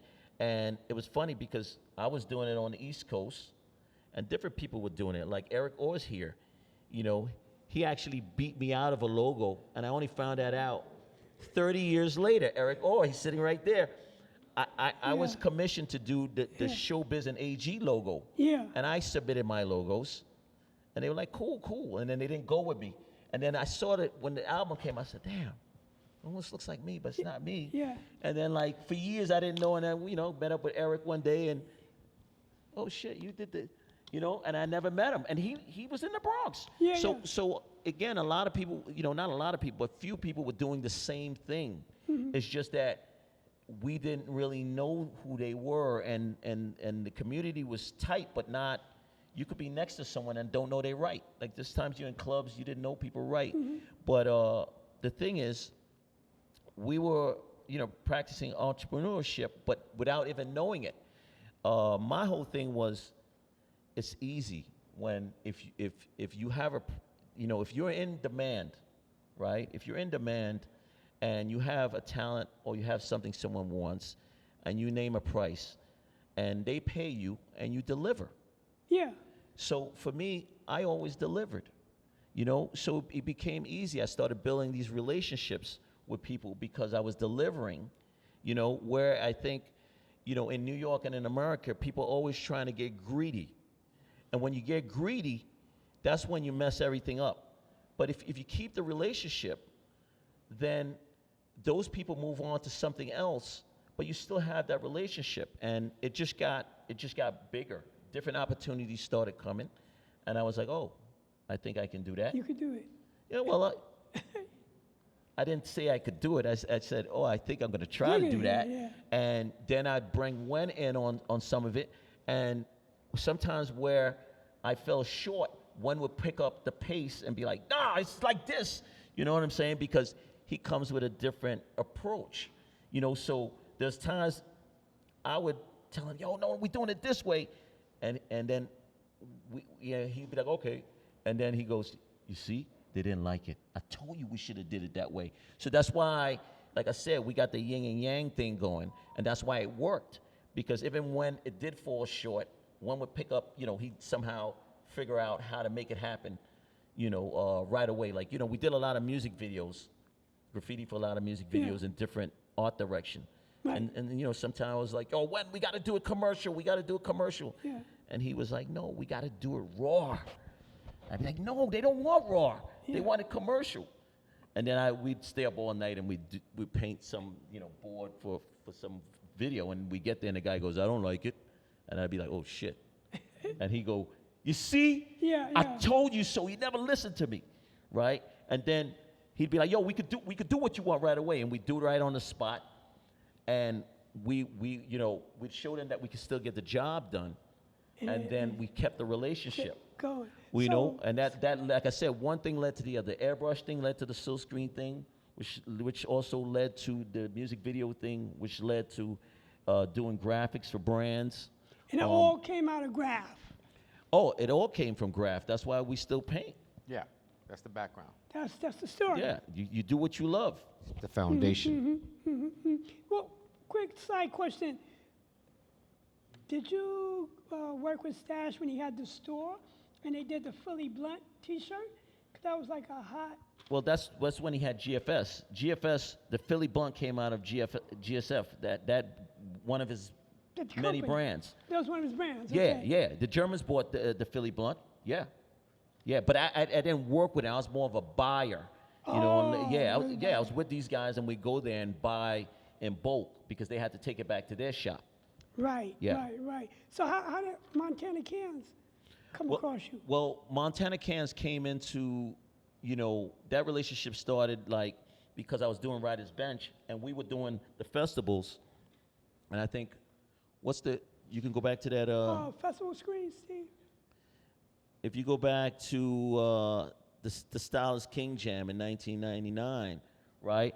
What happened is we're there, we're doing a little bit of artwork and stuff, and we're doing the murals, and we're painting with everybody. And what happened is those guys started that, they were writers from Germany. They started that brand, Montana, but they wanted a hand style logo. So the Writer's Bench hand style logo was done by my boy Dash, right? So, but they didn't know that. So they came up to me and they're like, hey man, we'd like to get you to do this logo for Montana. And I was like, nah, I didn't do the logo. I digitized it, but I didn't, it's not my hand style. Yeah. But I was like, yo, I got the guy right here. So I connected them with him, and they never forgot that. So fast forward, another decade, I was already doing a sponsorship with Molotov, which is Belton. Yeah. I had a can with them, an artist can, and they were giving me cans to paint because I paint a lot. And I had that relationship. And those are Montana is their competition, their direct competition. And those guys was like, hey man, how are they treating you over there? And I was like, like this. And they were like, well, when you're ready to come over, let us know. And I was like, really? I was like, all right, well, I'll try to work it out first, and do the right thing by these other guys. But they always fell short. So, in 2012, I signed the deal with Montana, and I became an ambassador, but mainly not because I'm the best graffiti writer or really a dope graffiti writer. It's because they saw that they can have a relationship with me that was genuine. They knew I would deliver and stay loyal.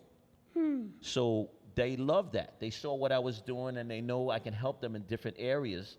And they were like, oh man, we want to work with you, So it wasn't only graffiti. A lot of people ask me, hey, how'd you get the sponsorship? Oh, well, I've been going back and forth to Europe, and I met the guys, and they're cool. And we helped each other with a few things, and they decided, oh man, we want to help you. So they were happy to, anytime I'm doing a festival or whatever, to send cans to the festival, and they ask me how many pieces I do a year, and they send me paint. And if they wanted to connect with another writer, an American writer, they knew I'd genuinely connect them. And that's a big help. So they valued that help, and they wanted to sponsor me. And that's really how that happened. Yes, sure, yeah. And when did you do your first book? Oh, so I did the first book, History's Made in the Streets, based on my hymn's name, which is kind of a bombing name. And that came through, I think now in the current state of graffiti, there's just so many people writing, and there's a whole new generation of writers, and I don't really think some of these writers do their homework as much as we did when we was coming up. But graffiti is now worldwide, so it's a lot for people to take on. So I'm painting, a lot of these style walls and murals, and, I noticed a lot of young people going, oh, you never bombed. And I was like, what are you talking about? Yeah. I've done lots of graffiti, So that inspired me to do the book. Because I'm sitting around on a lot of photos and archives and things of that nature. I just don't post it. Because I think, when you look at that screen, 20 seconds or whatever, or 10 seconds, and you're scrolling by. It's not the same as if you're sitting in someone's studio. When we sat in Henry Chalfant's studio and looked at his photo albums back in the days, you take it in, So that gave me the idea for the book. And I realized, actually I went to one or two people to help me publish it, and they didn't think it was going to work. So I said, I'll do it myself. Good. I like that. Do it yourself if like no one's that. going to do it for you. All right. So when The book publishing. yeah, you've been a teaching artist and a tour guide for Tough City in the Bronx, and now the founder of the Boone Avenue Walls. Tell us about your work experience with Tough City and your reason for starting the Boone Avenue Walls, and a little bit about your upcoming tour as like a teaser. So everything that you've been hearing or we've been talking about tonight is sort of the foundation of what happened with Boone. So it's like 2014. Everyone is traveling around the world doing their branding. You have a whole new generation of writers that are really pressing hard forward with putting out new styles, different techniques, finding different ways to get their thing really rocking. So, you know, highways, rappelling, and clean train painting, which went on a lot. You know, you got the OVs and you know, a bunch of Cope never stopped. You know, a bunch of Europeans, like Wayne was alluding to, in the early 90s, they weren't really here, but the bridge started getting smaller. And before you knew it, in the 90s, a bunch of Europeans were coming to New York and hitting trains hard, like going ham.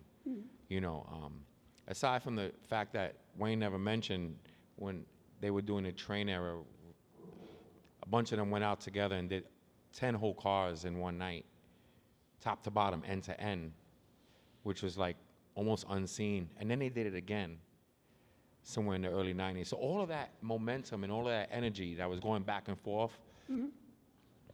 So here we are in 2014, and I ran with Wayne. As you see, Wayne has an in-depth knowledge of it all. I kind of partied my way through it. So I was there, but I was like kind of distracted with, you know, oddities on the side, you know, women, drugs, booze, just the allure of being overseas and living it up. So somewhere around 2014, I was kind of scratching my head like, damn, I'd like to get into something new. And so sitting around with Rhyme, MSK, you know, yo, you should do Boone Avenue. But it wasn't called Boone Avenue yet. It was just a job that I got. And, you know, going back to my roots after all of this stuff and wilding out, I said, hey, after the job, this whole warehouse here, it's just full of, you know, bombing and old tags and they're faded. Would you mind if I painted it? And he was like, no, I wouldn't mind. So that happened in 2014. So I got about 22 friends of mine, you know, Wayne, Rhyme, Gesso, Spot was likely there, Yes was likely there, you know, a bunch of our friends, our peers, and we had all already been doing walls and everything, and so this was just another new one. Boom, 22 artists lined across. We did it in like a day and a night, something like that, and it remained untouched for a whole year. That's I kept amazing. coming back to look at it, and I was like, oh, it's still here. So I said, let's do it again. And so we did it again. And we kind of did that from 2014, I would say, to about 2017, 2018. It was like kind of wild out there. We would just gather up. There was no organization to it whatsoever. And then I started getting, you know, colloquially, quote unquote, sober. And so around 2019, I was like, okay, we've been doing this for a couple of years now. Just like he was saying, we had the 9-man wall for 16 years. We had a propensity to keep our property, our real estate. That's really old graffiti thing. That's my wall. I'm keeping that. And so we had this one block for all these years. And so I'm bumping my head with Wayne what to call it. Writer's block, this, that. And Wayne at that time was like, nah, man, forget all that. Call it what it is, Boone Avenue Walls. And so it kind of became Boone Avenue Walls mutually. I was a little against it, like Boone Avenue Walls. Okay, but it was on Boone Avenue. Yeah. And so, you know, it's 2019 now, and Now, was you thinking festival at the time, or you was just hanging with friends? Not really. But yet, I was yet. thinking festival. Oh, you was thinking, okay. Yeah, because I've been doing it. So I saw it, and then I just was like, oh, I could see that he was doing it without knowing it. Yeah, not really yet. And Okay. so with the sobriety came, you know, oh, wait a minute. In 1992, I was at a festival, and I had about maybe 10, 15 festivals behind me, and it just kind of came to bear like, yo, you know what? I think we have a festival here. And so we called it Boone Avenue Walls. It was still just one block. But then I said, you know what? I'm going to go outwards more. I wanted to be a festival and invite more artists. And so I just started knocking on doors down Boone Avenue and getting more warehouse space. And in some situations, the warehouse here gave me permission, and the warehouse here gave me permission. And so the dude in the middle just caught it and became, part of the event. And so eventually, years later, 2022, they were like, oh, you're the guy. And I would be like, what? And he was like, I like it. Just keep it going. And so it just nice. maintained. And then in 2022, I started saying to myself, I can't really, we can't afford doing this, because I started now having expenses towards the event.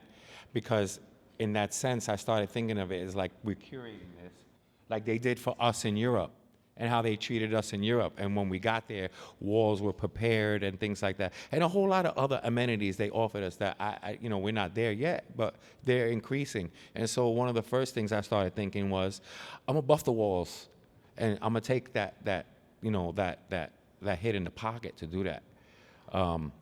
It wasn't until maybe 2022 that I started asking for funding from the warehouses that we were painting on. So for years, they just let us do it. And so when it came time to ask for funding, they had 8 years already or 7 years of seeing it work. And so it sort of became like a no problem thing. So I would get $3,000 from one warehouse, $2,000 from one warehouse, and that would help offset with the paint. But it also allowed me to figure, let's go bigger. And so we started getting bigger, and I think we ended up going all the way through Boone Avenue up into Jennings Street, which is like 4 blocks, and it allowed us to invite, quite a bit of artists. But, I'm not, getting party no more, but the attitude is still the same. So the idea was to get more. It's, it's the original graffiti. It's like more. I want more. Maybe not just graffiti, anything. I want more. So we wanted more space. So we ended up talking to Cube Smart, and they gave us permission. And we went down on the Sheridan, West Farms Boulevard, and there's like a kind of a center there that when you come out of jail, it's like a halfway house, but for families. So, like if a family member was in jail, the family could live there, and then you can come home to them. And so I spoke to their director, and he gave us a big wall, and the high school, Fannie Lou, was also seeing what we were doing. And so they approached us. Again, there's no real money in this. It's just inviting friends to come out and do their thing. And so we started getting into the idea of organizing. And so LLC was the first thing that came to mind, and a business. And something in my head was like, no. I think we should become something that serves the community. Because at this point now, I'm thinking that way. I'm older, and I've seen where like wilding out and continuing to go goes. And also, I felt that a lot of people were wasting it. Now, I'm not gonna say wasting their time, but a lot of my friends, we're friends with each other, but we compete against each other. We want to show. I want to sell my cannabis. It's not a group show. So come to my show, and then come to my show, and come to my show. And everybody had their thing going, and me looking at it, it just looked like we're competing with each other. We're trying to get the one buyer, or the few buyers that are out there to get involved with what I'm doing, especially. And so the aggression that I had coming up and the way things are today, I sat with myself and said, I'm not going to aggress my way through this. But naturally, I want that, and they're doing that. So I'm in this situation. You know what? I'm going to focus on the festival and creating opportunity for artists to come out and paint and do their thing while I'm still painting and doing my thing, but I'm also doing this thing, which the whole thing that we had today goes back to the 80s. We somehow had it just came to us naturally, bringing people together and inviting them and, making it happen. And so I took all of those years of all these 9-man walls and the other walls that we did, which I don't know if we're showing any more pictures, but there was a whole lot of other Yeah, we illegal. are. Oh, okay. We did a bunch of other illegal big productions out on the avenue and here and there. We did Houston Avenue in 1993. It had maybe 15 artists on it. It was probably 3 stories high, no permission. Houston Avenue back then was a mess. No one was doing, there was no street art. That didn't really exist. And so Houston Avenue, that was our big, like, oh shit, a big dope spot in Manhattan on Houston. And I think we started on a Friday night and ran right through to Sunday, nonstop. We even just slept in the car. Yeah, we slept on the Sleeping in the car.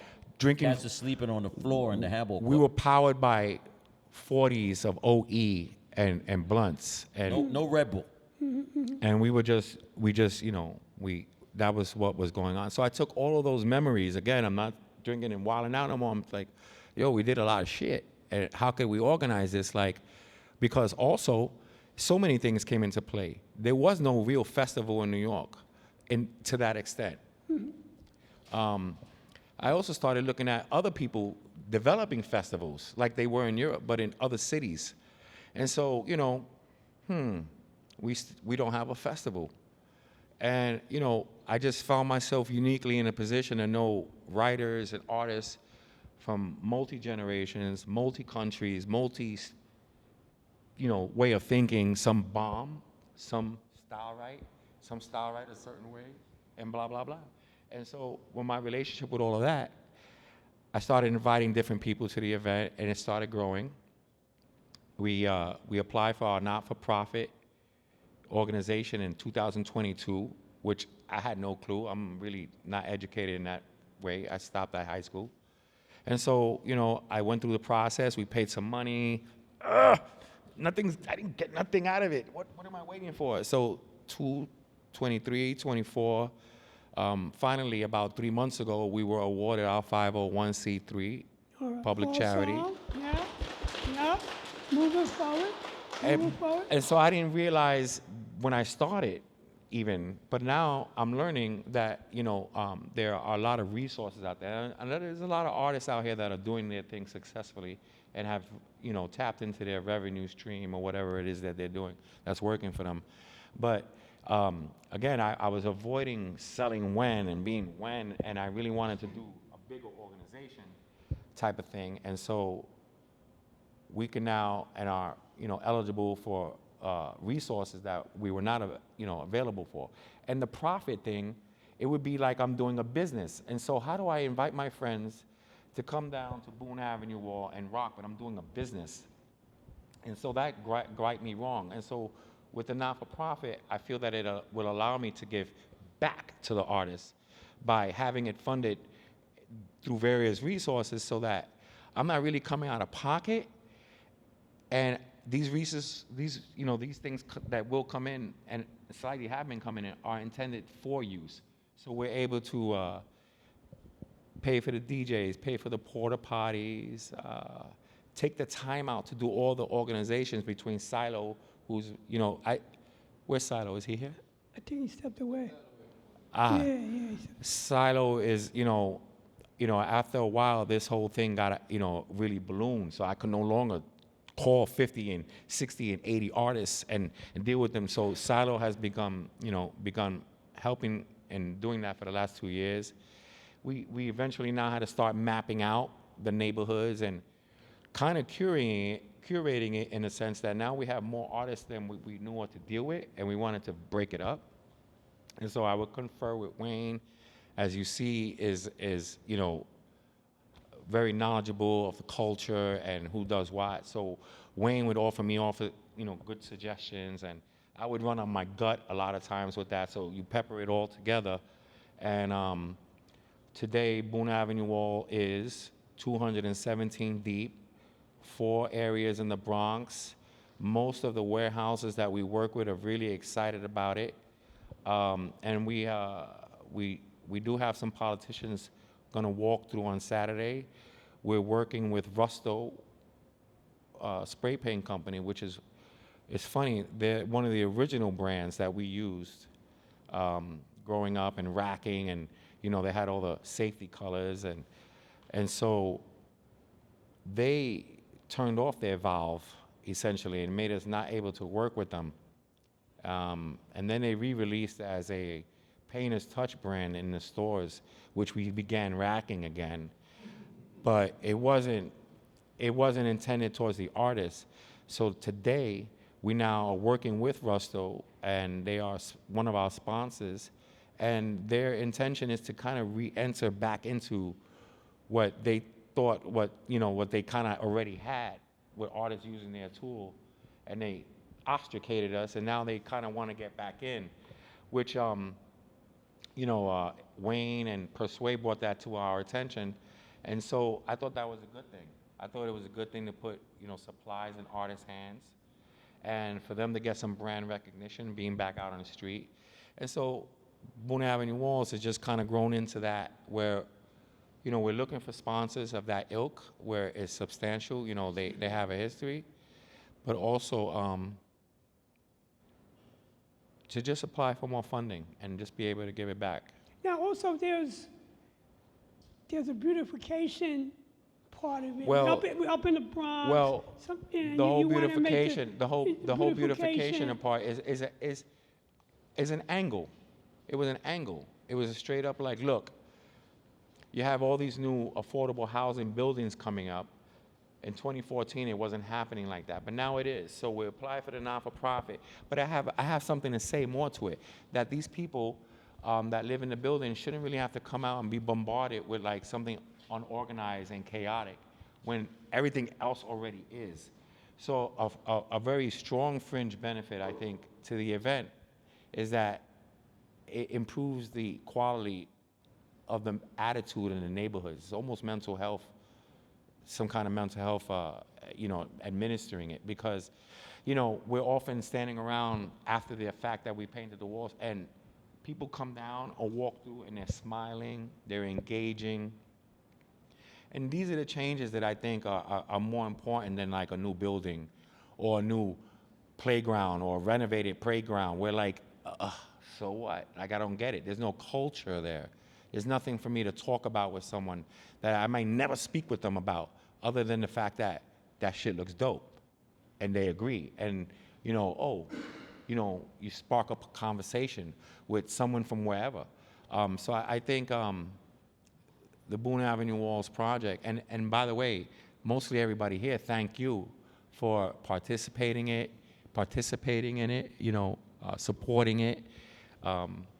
And I think we should give ourselves a big hand. We're all really doing it. So now you also teach about spray paint art, and you've done tours for Tough City. So now it's just not like now it's not just like art on the wall. People want to see it. Right. So one of the, we're always trying to work our industry. So I started working with a tour company maybe 14, actually it's more years than now. It's about 15 years ago. A company called Harlem Spiritual would book from Europe tours from Germany, Australia, England, and specifically Paris. They were a French company. And they did a big New York tour. So that I think there's this church in Harlem, the Abyssinian Church. That's kind of where I first kind of got a glimpse into what they were doing. They would have European folks lined up around the block just to see folks from Harlem doing their gospel choir. And, I found that a little peculiarly strange. But then they said to me, well, we want to do a graffiti tour too. I said, oh, well, now you're talking. I can help with that. And so I brought them over to Tough City, which was, again, an organized place where they can, see a consistent, something stable. It was stable. So they can tour Tough City. And I would give them a cursory history of my understanding of graph, from the 60s to the 70s to the 80s, Blondie and music videos, putting out graffiti from New York, and then it kind of spreading into the world. And literally overnight, it became a thing around the world. So I gave them the synopsis of it all. So we're integrating that into Boone, which once again, is not me doing the tours, but it will be some artists that work with Boone having an opportunity to make a couple of $100 for a day to just talk to some people for about an hour and a half, and propagate the culture. These people go back and they remember it. From doing tours in Tough City, I probably got hit up with a client at that tour, and I was taken to some of these jams in Europe because of that connection. So I do know that to this day there's extreme interest in what's going on with the culture. And finally, I think that it was important that this festival became a festival because, again, in New York specifically, I can't think of a festival that was organized by someone who was actually a writer or one of us. And it's not to knock street artists or any folk that's interested in art, but they do their festivals and they get funding and they put other people on to their festivals, and it kind of skips a whole generation or a whole group of artists that have been putting in the work, have matured, and should be invited to festivals and be involved in festivals.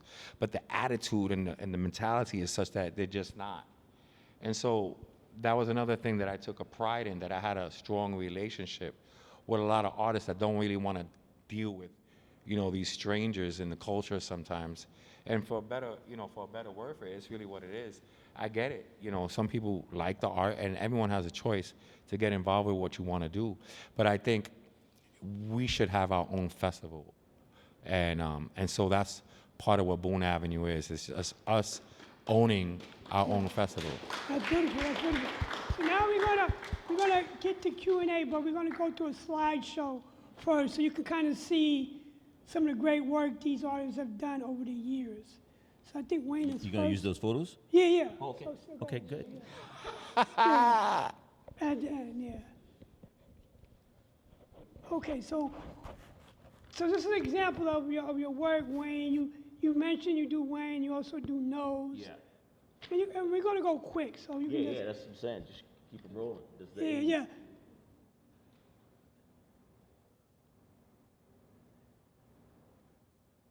These are great cars, bro.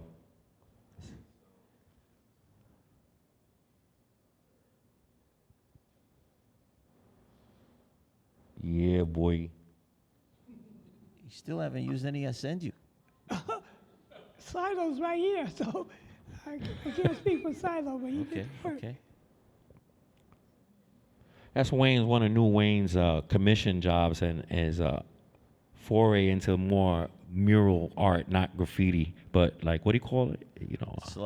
It's like the foundation of graffiti still has the letter form, but mixing it with geometric shapes. Yeah. Yeah.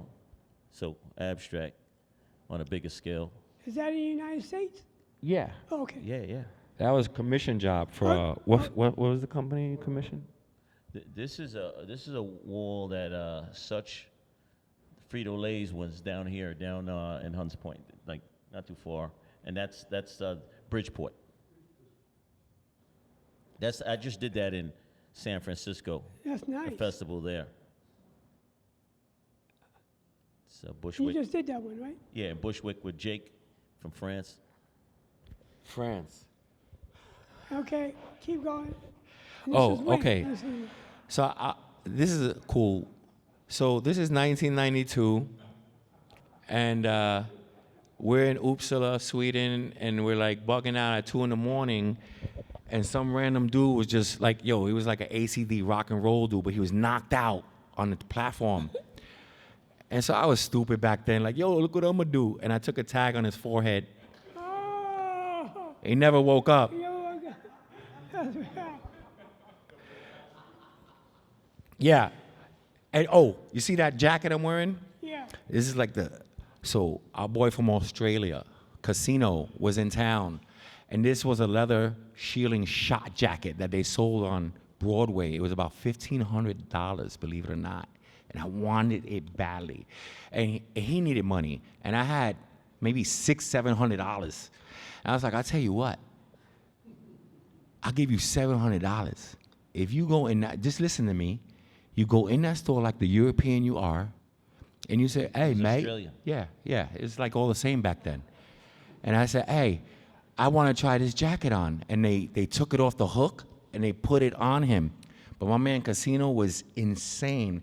And the minute they put it on him, and he looked in the mirror, and the guy went like this. We were watching it from down the block, and he turned his head. Casino bolted out of the store and right into my car, and we drove around the block.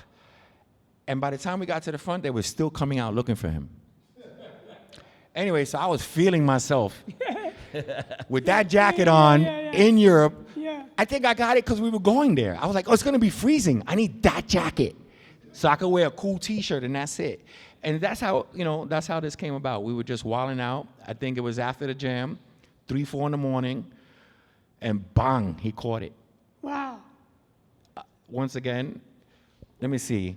We have the war you talk about a house there. Yeah, so this happened. I was sitting out on the 14th floor of one of the projects across the street smoking weed with my boy Big Shot from the Lower East Side. And we were looking out the window. And I was just staring out the window at that wall because I'm into walls. And I said, damn, I really would love to, we could rock that wall. And he said, we could do it. And I said, what you mean? He's, yo, I never seen no one in there. We could just go and do it. So I got with Wayne. Wayne was like, okay. We had a little bit of success of it in the Bronx.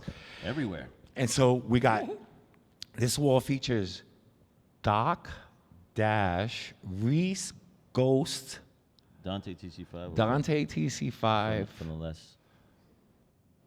And then we did the massacres for Big Shot. Yeah, and then we had, back then, a way for us to navigate the streets of New York is, we smoked weed with cats from different sections in the neighborhood, and then we'd come through more besides smoking weed and do murals. And so we had gang all over New York, and that was one of our Lower East Side cliques. That's why we could be out there late at night. Nobody was really messing with us because there was people going around trying to wild out. Yeah, we did this wall illegally at least 2 or 3 times. Yeah. This is 93. This is some of my train work. I'm pretty sure I did that by myself that night. Is that I'm one not in sure. Europe? No, that's a New York train. No, the other one. So this is a European train. So there's a good story to this. I forget who was painting with me, but it was one of the. No. See the car there next to me is not finished. See that unfinished. So this was a clean silver train, and I went there with the Europeans, and they were going to do a whole train. But I said to myself, "Shit, this shit's silver. I'm just going to paint the windows and do an outline." And so I was literally, and I didn't finish my 3D because we got rated. But I got most finished. And so the next day, I saw it pull up in Amsterdam. This is in Amsterdam, by the way. And so I saw it pull up in Amsterdam at a station. I was like, I don't know these stations. I had no clue where I was. It wasn't even like I went out looking for the train. I was just like, damn, I never caught a photo. So we're on the station the next day, and I'm like, there it is. So I jumped down, and Cash took the photo, if I'm not mistaken. And yeah, that was great. Interesting. Big. That was great. That's another train in Amsterdam that I did with Reese. It ran for quite a long time. It ran for quite a long time, for what I understand, out there. So that the next few times we went out there, I would always get when the train you did running the longest for some reason they didn't buff it or get rid of it. So I got lucky with that. Yeah. That was like 93 again. Right. The ODB tag actually. So I was. Wayne mentioned that I ran up on Ralph McDaniels one day and just said, hey, I could do artwork for you. And he was like, oh, okay. Come this day to this area. And we did. We came off, and we continued having a relationship with Ralph McDaniels, and we did quite a bit of videos. At first, it was just me, and then eventually there was more space and more budget, so I got Wayne. Wayne got hired. Great times. We did a lot of videos. I think another progression for us back then was like people were doing trains and then they kind of stopped and then there were the walls. And there was no social media, but for us, we did quite a bit of videos. And so our tags and pieces were in Boys to Men videos and Mariah Carey, Wu-Tang, EPMD, a lot of rap groups. And a lot of these videos back then were like the hottest thing on earth. You wanted to watch that video. Big Daddy Kane videos, KRS-One videos. So, you know, we, as an art director, eventually I became an art director. I would know where they were going to film days ahead. So I would be like, okay, we're going to go there and do this. Often the director was with it. You know, we would go to a place and I would just kind of buzz in his ear like, yo, you really should have like, I think you're right. And boom, you know, we started bombing videos. That WEN piece right there, 92, 93, definitely the European cans. I like that style on the left. It seems pretty And cool. I remember doing that on my way to school before school. So I left my house extra early, like 6:30, and I walked up to Gun Hill Road, and it was still dark outside, but I needed to get this off. And so people were going to work. It was getting daylight, and they were like, what the fuck? And I was just doing it. Yeah. And I finished it, and I put the cans away, and I went to school. Yeah. Wow. This is in Denmark, in a place called Christiania. So it was like Christiania, mostly everybody knows what it is. You can go there. Back then, it was just like a encampment for. It used to be a old military base in World War II that the hippies took over. Right. They took it over and they got their own electricity going and they maintained it. And so we were up in there in 96 or 98 or something, and I jumped up on somebody's rooftop. They let me do it, and I hear it's still there, faded, but it still lives. Yeah, it's still there. Yeah. It's still there. Yeah, next slide. This was the Confidence Man War, one of our big deals. Still kind of there. The story behind this is that, you know, we took a short with doing a scam in Manhattan, and we laughed it off, and we turned it into a production. Your son was born too. Like This is 92, if I'm not 91. mistaken. That was 91. This is 91. Wow. Way back. Yeah. Yeah, we're gonna do that over with Persuade. This is Tonight. this is 2012 in Sweden alongside Bates, and I don't know what, you know, I just came up with a different style, and that's Is that like a computer graphic style? Or? it kind of came out that way. I think I was limited with cans and paint, and so that's what I did. And then that one there is pretty much most recent. Yeah. That's your dog, right? Oh, next one. That's my dog. Next one. You know, I'm not really known for any one thing in particular, except probably, you know, doing a burner with crazy arrows. If I hear about me, that's what I hear. But I really, I've been drawing since the 70s. So, you know, I just drew Underdog in reference to my beagle that I have at home, put the R on his chest. I'm proud about this because I just did it off of a simple pencil sketch. I didn't grid it or project it, and I just stood on a ladder, and it's just like a one-time sketch. I compete with myself and try to get things done in like that one-time sketch vibe. So, yeah, this was not too long ago. Next slide. More character work. Yeah. The Watcher for Marvel. You know, I look at some of this stuff and I can't even believe I did it sometimes, but yeah. I see the chrome effect going on, the COD in back of one of Wayne's trucks. He invited me along and said, "When? Pick us, you know, do the back." So I did that. Nice. Ooh. What year is this, Wayne? I believe you always say 95, but I say 94. Yeah. So our boy Reese got put on with Nintendo to do this 5-story Williamsburg building by Peter Luger's, and And so he put Wayne on, and then Wayne put me on. And so it was about 5 of us that took care of this wall. To be specific, I think Wayne did the dragon. Yeah, like in the middle, that middle section above the cartridge. Yeah, so I'm gonna get up. Wayne did the dragon, which is kind of dope. In a screen, I think I did this graveyard of cans and this down here and some barbed wire fence and some filling in up there because there was basically a plan. Oh, I think I did the controller and part of this, and then the rest of this was sketched up, and I did some filling in with Realm. Reese did the Donkey Kong with the girl on top, if I'm not mistaken. We had Realm on this wall. The whole sketch was Reese's. Yeah. Game Boy. And Yeah, so Wu-Tang Clan too. I remember when we did this wall. I remember when we did this wall. Anybody and everybody in New York who was anybody came to see us do it because I think we may probably have been the first guys to paint this large of a building.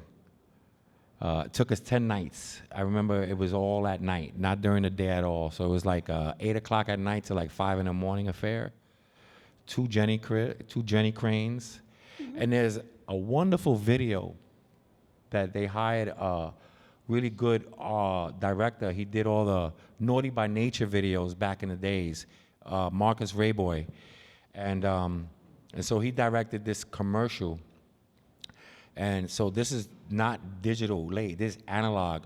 And so to create the special effects for this commercial, they installed 10,000 watt sun lamps on Manhattan side on the FDR Drive. They shut down the highway at night and everything. So that lit up. So for the sole purpose of when the Williamsburg train ran through, it was like the train is coming, they had walkie-talkies, and they walkie-talkied, and they timed it so that when the train ran through and Reese was rappelling off the roof, faking like, acting like he was just doing this on the rappel tip. This is 93 or 4. There was none of that going on. They flashed the lights as if it was lightning, so when the train ran by, and then, I've posted the video a few times, it looks like there's a flash of electricity. That the train is doing that, but it's not. It's these lights in Manhattan catching the angle while Reese is dangling down off to the side. Yeah, this was a pretty big job. I think we used, I don't know, I think there's over 1,000 cans, maybe 800 cans. Definitely 1,000. Yeah. We bought the paint through a hookup that I met this guy that was, Wayne is the master at it, but I pick up from him sometimes. And so I got friends with a guy that came into the shop. Oh, I know what it was. He said, hey, I'm here to sell the Krylon paint to me. I said, what? I said, what Krylon paint? He goes, yeah, I'm the distributor. And I just went along with it. I said, oh, sure, let me look at that. Okay. And before you know it, he was inviting me and Wayne over to the warehouse in Mount Vernon to buy Krylons at a discount. So we don't. And we don't buy paint. Yeah, we especially back then. didn't buy paint, but racking was not the 80s no more. So it's kind of like, I don't want to go racking. I'm making money, we're hustling, we're doing sales, and we got a distributor, I think was selling us Krylons for $1.79 or $2.15 or something like that. And so we were just buying a lot of paint when we needed it. But for this job, it worked very well because it was a big order for him, and I think we made money on it too. All right, next slide. Just, more different WEN styles, Oh, one of my favorite pieces with my bro, Spot KMS, up in Ithaca, and it was a wild one. It was definitely a wild event. Okay. Oh, you did some trucks too? Some trucks, I dip and dive where I can. Yeah. Nice. This is in Europe. This is in Denmark with my man Sabe. This is actually a big giant piece. More simple styles for me, like when I don't have an outline, that's what may come out. Okay. Oh, let me see, go back again. Yeah, so both of these pieces are like sort of my favorite things, as you see, my connections, my styles. Sometimes I'm organic, sometimes I'm a little bit more tick-tocky. Was that for Tough City or you just put it there? What? Yeah, so I used to throw up Tough City because at the time they had hired me to be like their videographer editor, and so he was, steadily paying me for well over a year, several hundreds of dollars a week just to kind of hang out and film and edit. And so I would throw him up. I would throw up Tough City. Great. Some canvas work, some more simple styles, a little collabo with my man Turtle Caps. Okay. That's some commercial work. And that's it. and That's it. that's it. That's it. That's so the tour. we went through a lot, and so if you guys have any Q&A, oh man, the lights are kind of tough to see. Anybody Yeah, have any yeah, questions? You want to ask us anything since we're both Okay. up here? Question? Okay. All right, we got a couple. You go first. What was that? No, wait. Oh, wait. Hold on. Let this guy go first. Yo, do you got the Guinness Book of World Records for arrows? No. All right, go ahead, son. So wait, tell us more about when you started with the trucks. Or the trucks? So people always bomb trucks, it's New York. And in the 90s, there was like a big movement with people bombing trucks in Houston and all that. And, since we were working downtown, there was a few trucks that we actually did legally that we did pieces on, like me, Reese, I think Stack, guys like that, so, but it wasn't until 2007 I realized, like, how could I reinvent myself, but like trying to think like the subways, because the trucks, they run, all over the city. So the idea was to approach the truck like I approached a train, meaning to do a whole car, just one name on one side. But when I go paint the truck, invite another person, and we would paint the entire truck at one time in one go. I remember I did the first one in 2007.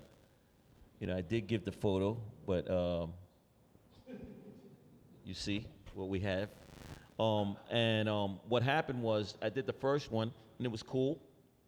And then I did another one with a NY on it. And that's the second one people started noticing. And then I realized it was working. I realized that people saw it. And especially people that I hadn't seen in a while. Like I remember seeing a friend of mine, this guy who used to write Sec back in the 80s. He's long story short, he's a UPS guy. So I'm walking in this. Yeah, I'll make this short. That's what he's basically saying. So I saw Sec, and I saw him in the city. I hadn't seen him in like maybe 15 years plus. And he was like, "Oh man, I still see your painting." I was like, "Oh, word?"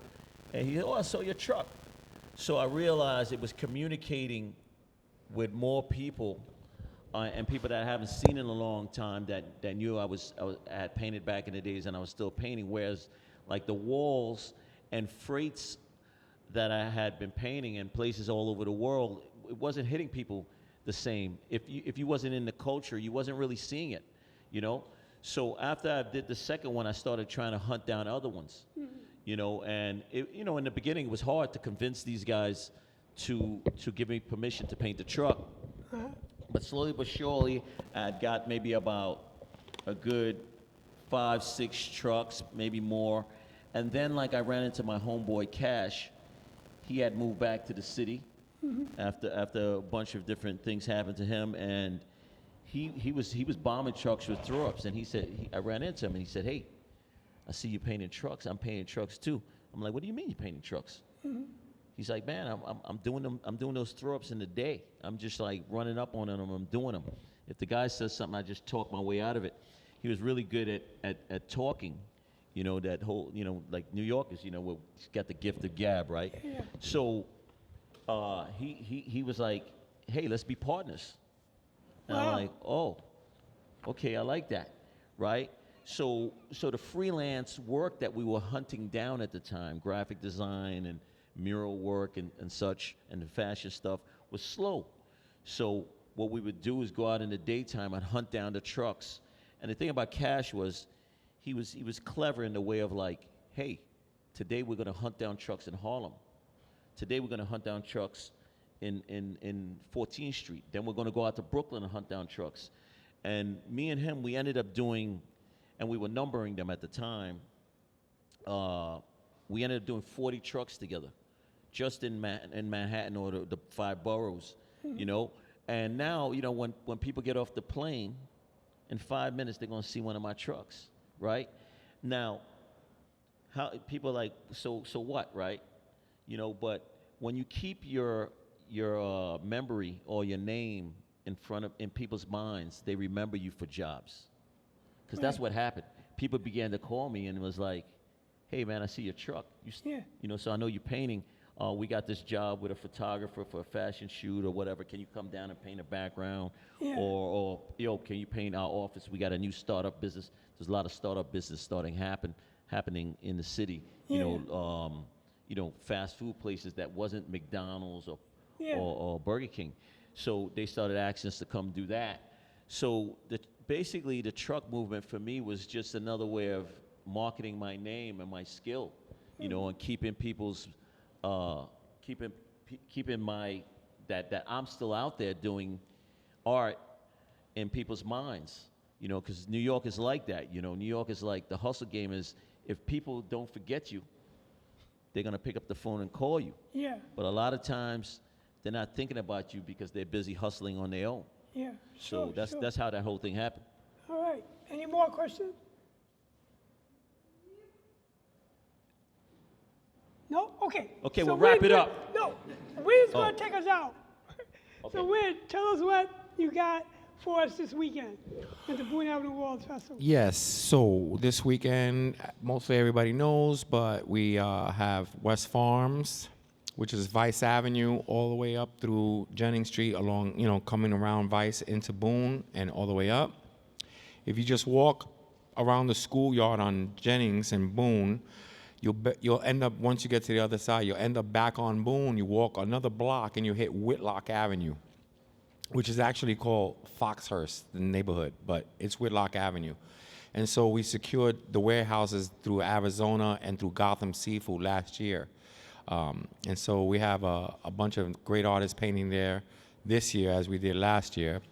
And then when Inspiration Point invited myself to maybe, you know, get a space here for myself, the minute I walked in, I loved the building, but I looked across the street and I was just like, okay, we're going to expand to Hunts Point too, because I see the need for it.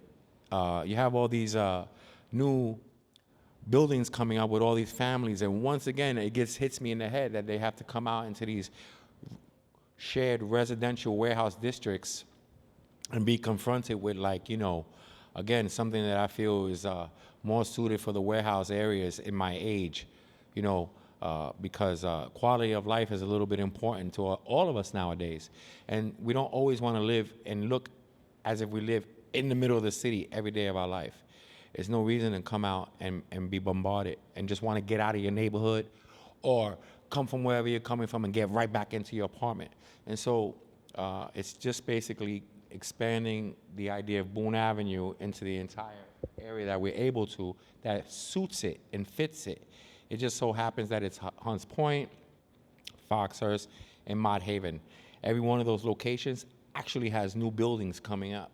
And so we're looking for a strong future for the event, and again, some stability with it and opportunity. All of this is opportunity that we're engaging in right now, and it's just beginning.